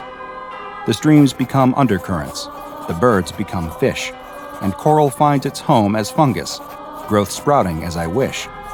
The ground is the shore, pulling me by the feet, dragging me down and pulling me back and forth on repeat. I dove down past the light, down where I couldn't breathe, and found nature looking for a fight. Yes, the forest is a sea, but I've made it barely big enough for me. The forest is a sea, so now something's bound to come eat." Things only became more mysterious, though, when Foundation researchers performed a DNA test on the sample taken from the bottom of the SCP-4434-D cave. What they found was that it was, just as D84041 had described, a flesh-like substance, and that it was a 78.9% match to Melanocytus johnsoni, better known as the deep-sea anglerfish. And there was one final discovery to be made as well. Linguistic teams within the Foundation investigated the name of the road that had appeared on the SCP-4434-A billboards, and discovered that the word was very similar to the Native American Tutelo tribe word Wagriwa, which roughly translates to the phrase, "I have come back." You're on your way home from work after having just finished working a double shift. It's late, and the interstate is completely abandoned. No cars visible either in front or behind you. It's only about a 20-minute drive, but you know you're going to struggle to stay awake, even in this old beater that shakes and rattles as it travels down the long, straight road. The rattling causes a piece of tape to fall off of the gauge cluster, revealing a lit check engine light beneath. You grab the tape and put it back over the light, covering it once again. There, good as new. You turn on the radio, and it comes to life for just a moment before dying. You slap the radio and it blinks to life for just a second before dying again. You're about to slap it again when you notice lights in your rearview mirror. And more than just a pair of headlights. It's a whole wall of lights. They're getting closer, and quickly too. Before you know it, they look like they're barreling down on you. But then, they suddenly go black, blinking out of existence. Did that trucker just turn off his lights, you think? You have no time to dwell on the thought, because the sound of an explosion suddenly causes you to scream in fright. It sounds like lightning has struck just inches from your car. The inside of your car suddenly lights up with fire and smoke. Has your engine exploded? What's going on? No, it's not coming from you, it's coming from next to you. You don't know where it appeared from, but next to your car is now a massive semi. At least, you think it was a semi. The smoke is so thick it makes you cough, and you quickly can't see. You lose control of the car and slam on the brakes, but you can feel yourself going off the road. As the smoke finally clears up inside of your car, you can see the moon. It's at this moment that you realize you're no longer right side up as the car flips and tumbles through the air. You open your eyes to find that you're still buckled into your seat. You release the seatbelt and drop to the roof of the car. You crawl out to find that your car slid to a stop upside down, several meters from the road. You look around, and far off in the distance, you can see it. The semi that ran you off the road, driving at an almost impossible rate of speed off into the night. You look back at your car, which is completely totaled, and wonder what you're going to do now. It's late the next morning when you finally get back home. The police did not seem to believe your story about the magically appearing semi-truck causing your single-car accident, but they did at least give you a ride back home after administering a sobriety test. You enter your small studio apartment and look around at the sparsely decorated room, wondering how you're going to pay rent next month if you can't get to your job. You go to the fridge and open the door, but there's nothing inside except for a carton of milk that's well past its expiration date. You open it and take a whiff, but this is too far gone even for your state of desperation. You close the fridge and lean on the door, trying to figure out what you're going to do. You're so deep in thought that you barely notice the mail being pushed through the slot in your door. You decide to go pick it up, even though you know it will only be bad news. And you were right. Bills, bills, and more bills. First, second, and final notices. You wonder if you've ever had a piece of good news show up through that slot in your door. What's this, though? The last piece of mail is a battered and folded envelope that looks like it's been used and repurposed many times. It feels thick and heavy, but there's no information on it at all. It's completely blank. You open the envelope, and your eyes light up. Inside is money. It's a stack of crinkled old bills, different denominations, all in a random order, but there's a lot of them. There must be over $1,000 here. And there's something else, too. A note. You unfold the creased and dirty piece of paper to see a simple message that looks like it was hastily written in black crayon. All the note says is, "Sorry about last night. Hope this helps, compadre." You flip the note over and look in the envelope again, but there's nothing else other than the wad of cash. The apology note may have been unsigned, but you weren't the first to receive something like it, and you would be far from the last. The SCP Foundation, though, knows exactly who sent it. This was a message from SCP-3899, also known as the Night Hauler. SCP-3899 is a black Peterbilt 379 semi-trailer truck with an attached trailer, but as you no doubt have determined, this is no ordinary truck. SCP-3899 has the anomalous effect of appearing seemingly at random upon stretches of highway within the continental United States, and usually at a considerable distance away from any other motorists. The truck will manifest already in motion, traveling within roughly 3 kilometers per hour of the posted speed limit, but it will not stay at this speed. Once SCP-3899 has appeared, it will almost immediately begin accelerating, and the speeds it can reach are truly staggering. Despite appearing to be a normal truck, SCP-3899 is able to reach impossibly fast speeds, and it's been observed traveling at over 420 kilometers per hour, or 267 miles per hour. As SCP-3899 flies down the road, it will attempt to avoid other vehicles and roadside objects, and has even been shown the ability to displace itself across short distances, which it seems to mostly do in order to avoid collisions with vehicles. SCP-3899 will disappear and then immediately appear somewhere else, though always within 300 meters of its last location. This reappearance will be accompanied by a thick cloud of dense, black smoke that lab tests have revealed to consist of a mixture of diesel fuel combustion byproducts, volcanic ash, and trace amounts of unidentified human blood. The anomalous truck will only appear at night and will demanifest completely once it encounters direct sunlight, or if it causes an automotive accident, which it has done plenty of times. In one particular incident, undercover SCP Foundation agents working within the Virginia State Department of Transportation became aware of reports of a large black truck appearing on a particular stretch of interstate that had caused multiple accidents. They were able to track down and locate one of the victims of these incidents, a woman named Martha Lewis, who they soon brought in for questioning under the guise of it being a police investigation. The agents questioned Martha on her experience, and she explained her own interaction with the black semi. She said, "It's all still clear in my head. I'm driving down I-64 on my way home and the sun had just gone down. There's no other cars and I'm about to take my exit when out of nowhere this huge truck just appears right next to me. There was a bunch of smoke, like it was on fire or something, and the sound was like a bolt of lightning had just struck right next to me. It all happened so fast.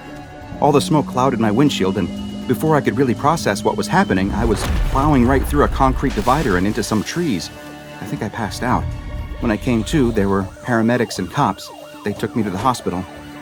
The agents asked if anything happened after that, and she said there was one other odd thing. When she left the hospital and went home, there was a letter waiting for her, but it didn't have a return address. Inside was a large amount of U.S. currency in a random assortment of denominations, with many of the bills appearing wrinkled and worn. There was a note in the envelope too, which read, "I'm sorry, didn't mean no harm. For the damages, get y'all a new rig and drive on." Later Foundation analysis of the document revealed that the note was written with a piece of charcoal on non-anomalous notebook paper. Now you're probably asking yourself the same question that the SCP researchers had. Just who is the driver of SCP-3899 that apparently wrote this odd note and also paid for the damages they caused? The operator of the truck, which has been designated as SCP-3899-1, is a very mysterious figure.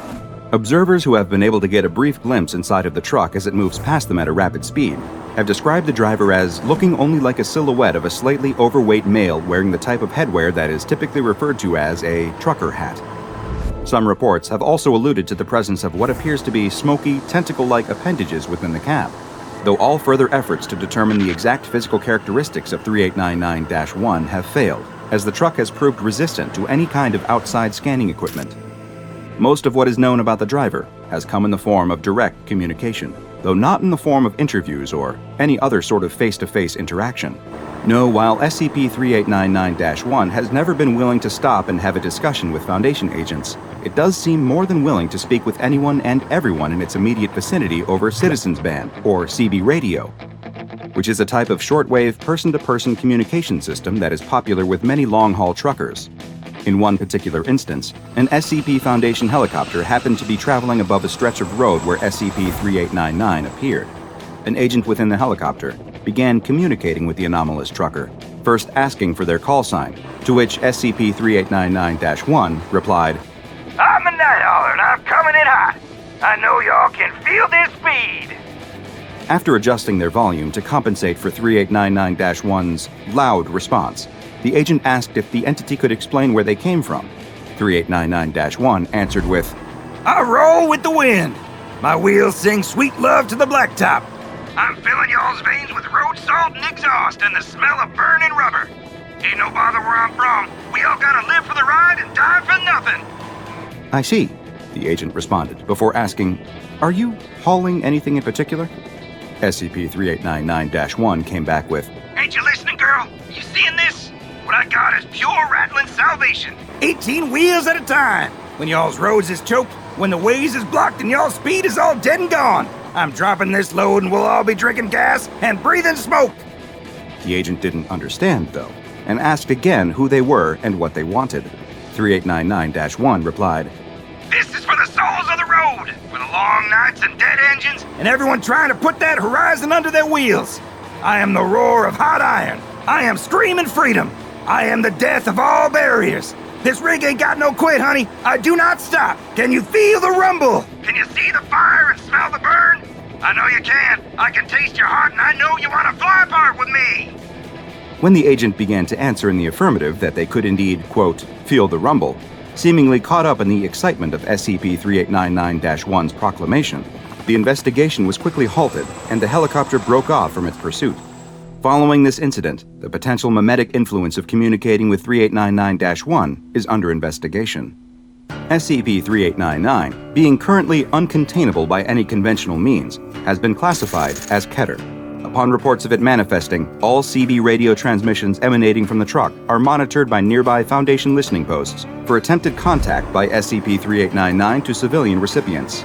Any individuals who are contacted are to be administered Class B amnestics, as are any eyewitnesses of the truck itself. All information about SCP-3899 is to be suppressed, and a disinformation campaign is active to make all reports of a mysterious truck that can appear out of nowhere and move at impossible speeds seem like nothing more than an urban legend. Just what is SCP-3899? Is the driver some sort of anomalous ghost, or perhaps an old, eldritch god, a manifestation of freedom and perpetual motion given physical form as a diesel-powered behemoth on the highway? Perhaps the answer to that question is up to you. The final bell rings, signaling the end of a new class's first day at middle school. A girl exits the building, her backpack slung over her shoulder, body hunched under its unfamiliar weight. It's been a long and tiring day. Her family just moved to this small Oklahoma town from the big city, and of course, she's spent every minute since then trying to adjust to her new surroundings. It's never easy to be the new kid in town. Right now, all she wants to do is to get home and relax. She doesn't want to think about school and its related anxieties for the rest of the night. As she walks down the stairs, she notices the school bus parked at the curb. Thank goodness, she thinks. I can't wait to get out of here. This day can't end soon enough. But for some reason, something about this bus sets her nerves on edge. What is it that just seems off? There's nothing blatantly wrong with the bus, but when she looks closer, she realizes that it definitely looks a little strange. The different parts of the bus just don't add up. Some parts are new, clearly just off the factory floor, while others are battered and bruised from long-time wear. Some parts even seem to come from different makes and models of bus. I guess it's not that strange, she thinks. After all, her old school always had a measly budget. You could practically see the road through holes in the floor sometimes. Her new one probably just has those same issues. Aren't those problems all over the country after all? The school probably just had to buy a dilapidated old bus cobbled together from random parts to make ends meet. And besides, she thinks as she watches her classmates pile onto the strange bus without a second thought, none of the other kids seem to think that there's anything weird going on. This must all just be in my head, she thinks. I'm probably just being weird because I'm so tired. I can't let myself become the new girl and the weird girl. The girl is startled as she hears a voice behind her. Hey! She turns and sees a boy that she recognizes. He sits behind her in class. They haven't spoken before now, but he seems friendly enough. You're the new kid in school, aren't you? He says. Yes, my family just moved to town. She tries to talk to him, but she can't help but keep getting distracted by the weird bus. Right. The boy glances at the bus, as if he can sense her discomfort with it. You worried about the bus? I was pretty nervous my first time riding it, but I don't worry about it anymore. You get used to it, he tells her. Right, she says. The girl feels her cheeks going red with embarrassment. She doesn't want her classmate to think that she's scared of riding a bus. What if he tells the other kids that she's frightened of a bus ride? They're all going to think that she's some kind of silly baby. I'm not scared of the bus. It is just a bus, right? The boy grins, as if he knows something that she doesn't know. The girl doesn't want to admit her fear, and so with a defiant step, she climbs the stairs and enters the bus. Once she's on board, her unease doesn't go away. The first thing that she notices is that there is no one in the driver's seat. That's weird. Did the driver just step away to use the bathroom or something? It seems pretty irresponsible to leave the bus unattended. There's a line forming behind her, though, so she doesn't have time to think about this. She takes a seat and stares out the window, keeping to herself. The boy from her class follows and takes a seat next to her. It's a little wild at first, but trust me, you'll get used to it fast. In fact, some of us think it's kind of fun now. The girl blinks in confusion. Who is this weirdo that gets such a kick out of riding the bus? She almost wants to snap at him, to tell him that of course she's not scared of riding the bus. She's ridden the bus hundreds of times back at her old school. But at the same time, there's definitely something weird going on here. And as much as she's trying to play it cool, she's clearly not able to hide her feelings. This boy can easily sense that she's uncomfortable. Suddenly, the bus lurches into action and pulls away from the curb. But wait, how can this be? She never saw the driver get back on board. The bus can't be driving itself, can it? She stands up in her seat and cranes her neck to see. Her eyes bulge from her head in fear and surprise as she realizes that, in fact, there's no one driving the bus at all. The driver's seat is empty and the wheel is turning by itself as the bus careens down the road. Who's driving the bus?" she shouts, but the other kids barely even react to her outburst. Most of them are chattering amongst themselves, and only one or two turn to look at her briefly before shrugging and turning back to their own private conversations. A chorus of giggles behind her alert her to the fact that she's just completely embarrassed herself. "What's the matter? You scared?" calls an older boy from the back of the bus, guffawing loudly. "Of course no one's driving. Don't you know anything?" "Leave her alone," says the boy in the seat next to her. "It's her first time. She's never ridden the bus before." She's too panicked to correct him that, yes, she has been on the bus before, but not a bus like this one. "What's going on? We're all gonna die!" she cries, clutching at the seat in front of her in terror. Despite her fear, though, she can't help but notice that the bus isn't simply speeding into oblivion. The bus obeys all the traffic laws, stopping at stop signs and signaling before turns. It's almost as if the bus itself is alive and aware of what it's doing. "That's just how it is," says the boy next to her in a matter-of-fact voice as if he's anticipated her question. Apparently, this is a normal day for kids here in this Oklahoma town. The girl doesn't think she could ever get used to a bus that drives itself, but what comes next is going to prove to be even stranger. "But you might want to close your eyes for this next part," says the boy. The girl asks him what he means by that, but before he can answer, she feels a strange wave of sudden nausea overcome her. Her vision goes hazy, and the whole world seems to waver in her sight. But the sensation passes quickly, and everything is quickly back to normal. Or is it? She turns to look out the window. The city passing by is familiar. She can recognize many of the same buildings that she passed on her way to school this morning, but now they seem strangely altered. The structures are in advanced states of disrepair, with broken windows and boarded-up doors. The gutters are filled with trash and debris, and the streets seem to be abandoned. The bus takes a left turn down a side street, and the girl catches a brief glimpse of the town's city hall in the distance. She gasps. City Hall is on fire. Great gouts of hot red flame pouring from the shattered windows. Sirens echo through the air. The sky above is an ominous red, filled with angry storm clouds with jagged bolts of dry lightning dancing between the thunderheads, and she can see the funnel of a distant tornado making a touchdown in the hills. The bus briefly comes to a stop in front of the library, dutifully obeying a flickering traffic light. The library's windows are dark, but she can vaguely see shapes moving about inside. Electric sparks shoot from malfunctioning street lamps, and downed power cables flail like angry snakes in the street. It looks like some terrible natural disaster has hit the city. But what could it be? Surely she would have heard some warning while she was at school. It wouldn't have just carried on as usual in the classroom while the world outside burned. She turns to the boy next to her, a fearful question on her trembling lips. He seems to know what's going on. Otherwise, how could he be so eerily calm while everything outside the bus is falling apart or on fire?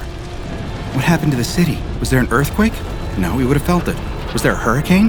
Every possible disaster scenario runs through her head as she desperately tries to think of an explanation.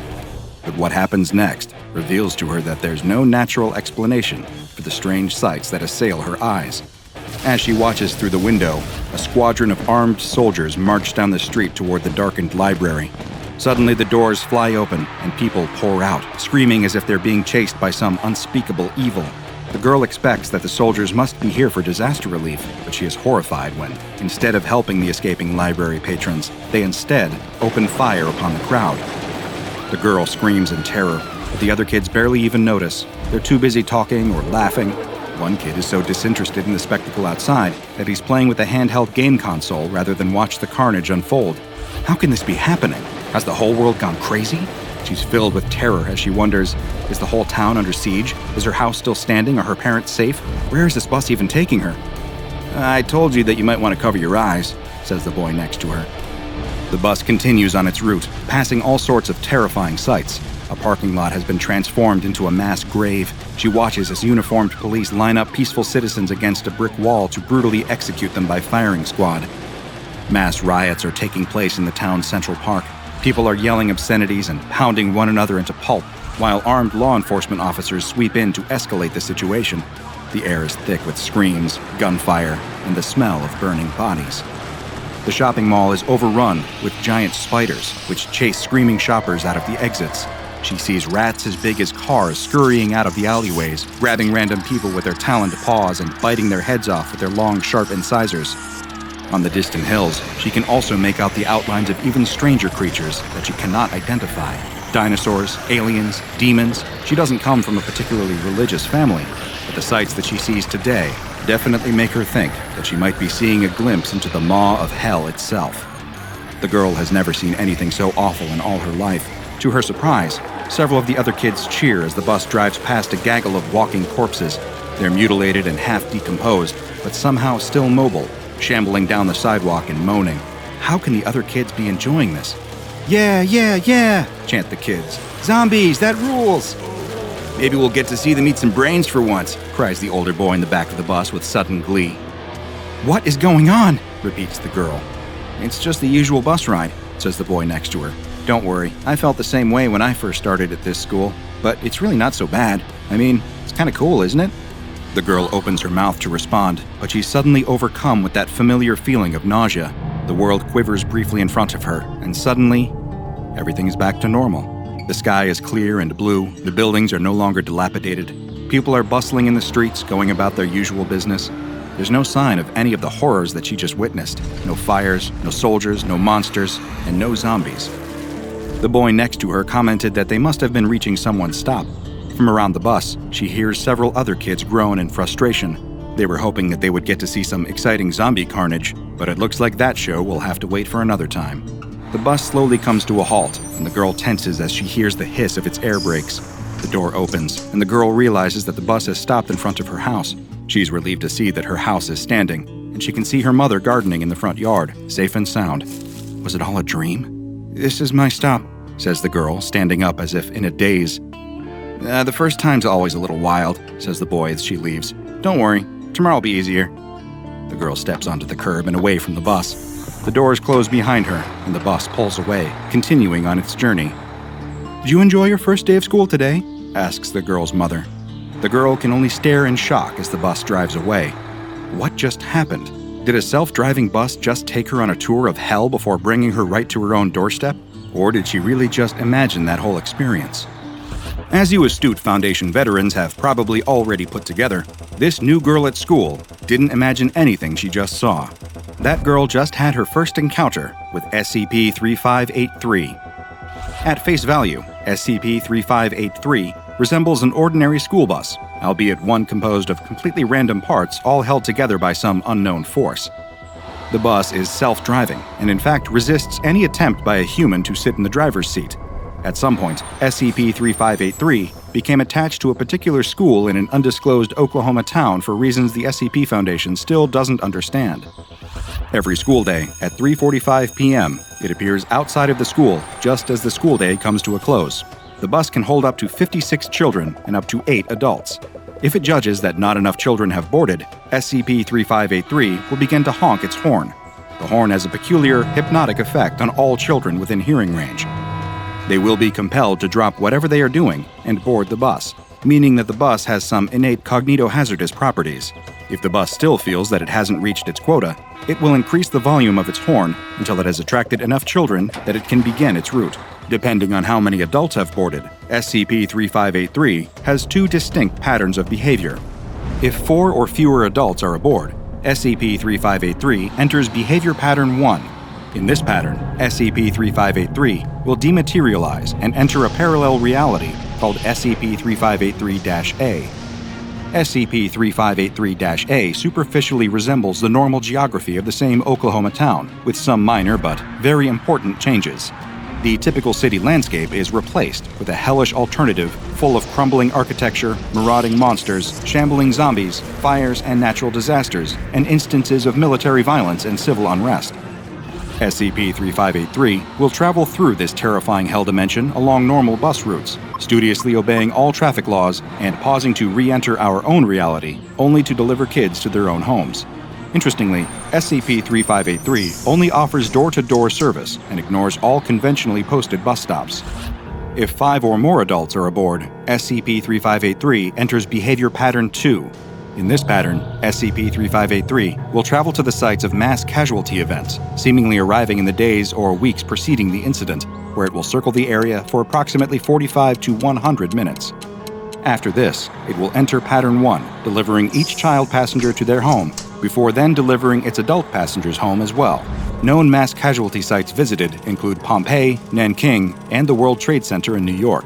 Passengers inside SCP-3583 can take photos or video through the bus window, and all footage shot from within SCP-3583 matches exactly with archive footage taken at the mass casualty site at the time that SCP-3583 supposedly visited. However, SCP-3583 itself has never been reported by witnesses at any site or seen in any archive footage of any site. Luckily, SCP-3583 has proven to be a boon to this struggling school district. The school principal noted that SCP-3583 has a better safety record than any human driver. In addition, it never calls in sick and is never late for a pickup or drop-off. Every student that has received a ride in SCP-3583 has arrived safely, if a little shaken, at their home destination. And best of all, SCP-3583 is saving the school a lot of money on both driver pay and vehicle maintenance, money that the school has used to hire a new music teacher. The general consensus of the local community is that as long as SCP-3583 wants to work as a school bus and continues to do a good job, who are they to look a gift horse in the mouth? Although it still might behoove some of SCP-3583's more sensitive riders to shut their eyes and plug their ears until they get safely home. The SCP Foundation first became aware of SCP-3583 when students began posting cell phone footage of their rides online. Although the Foundation has successfully scrubbed information about SCP-3583 from the internet, it has been less successful in figuring out what to do with the so-called school bus from hell. Foundation field agents are so far unable to explain SCP-3583's motive or operations. Conventional attempts to contain SCP-3583, such as impounding the bus or towing it to the junkyard, are futile.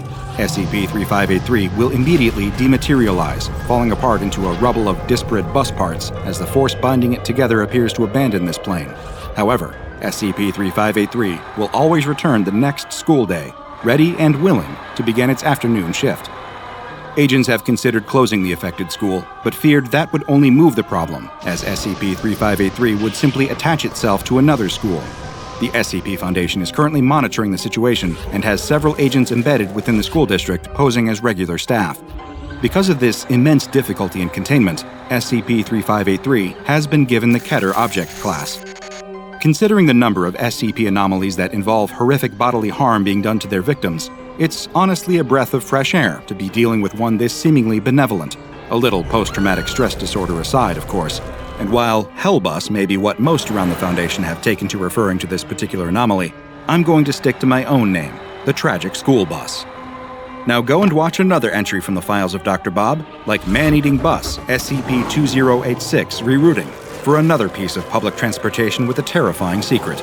And make sure you subscribe and turn on notifications so you don't miss a single anomaly as we delve further and further into the SCP Foundation's classified archives.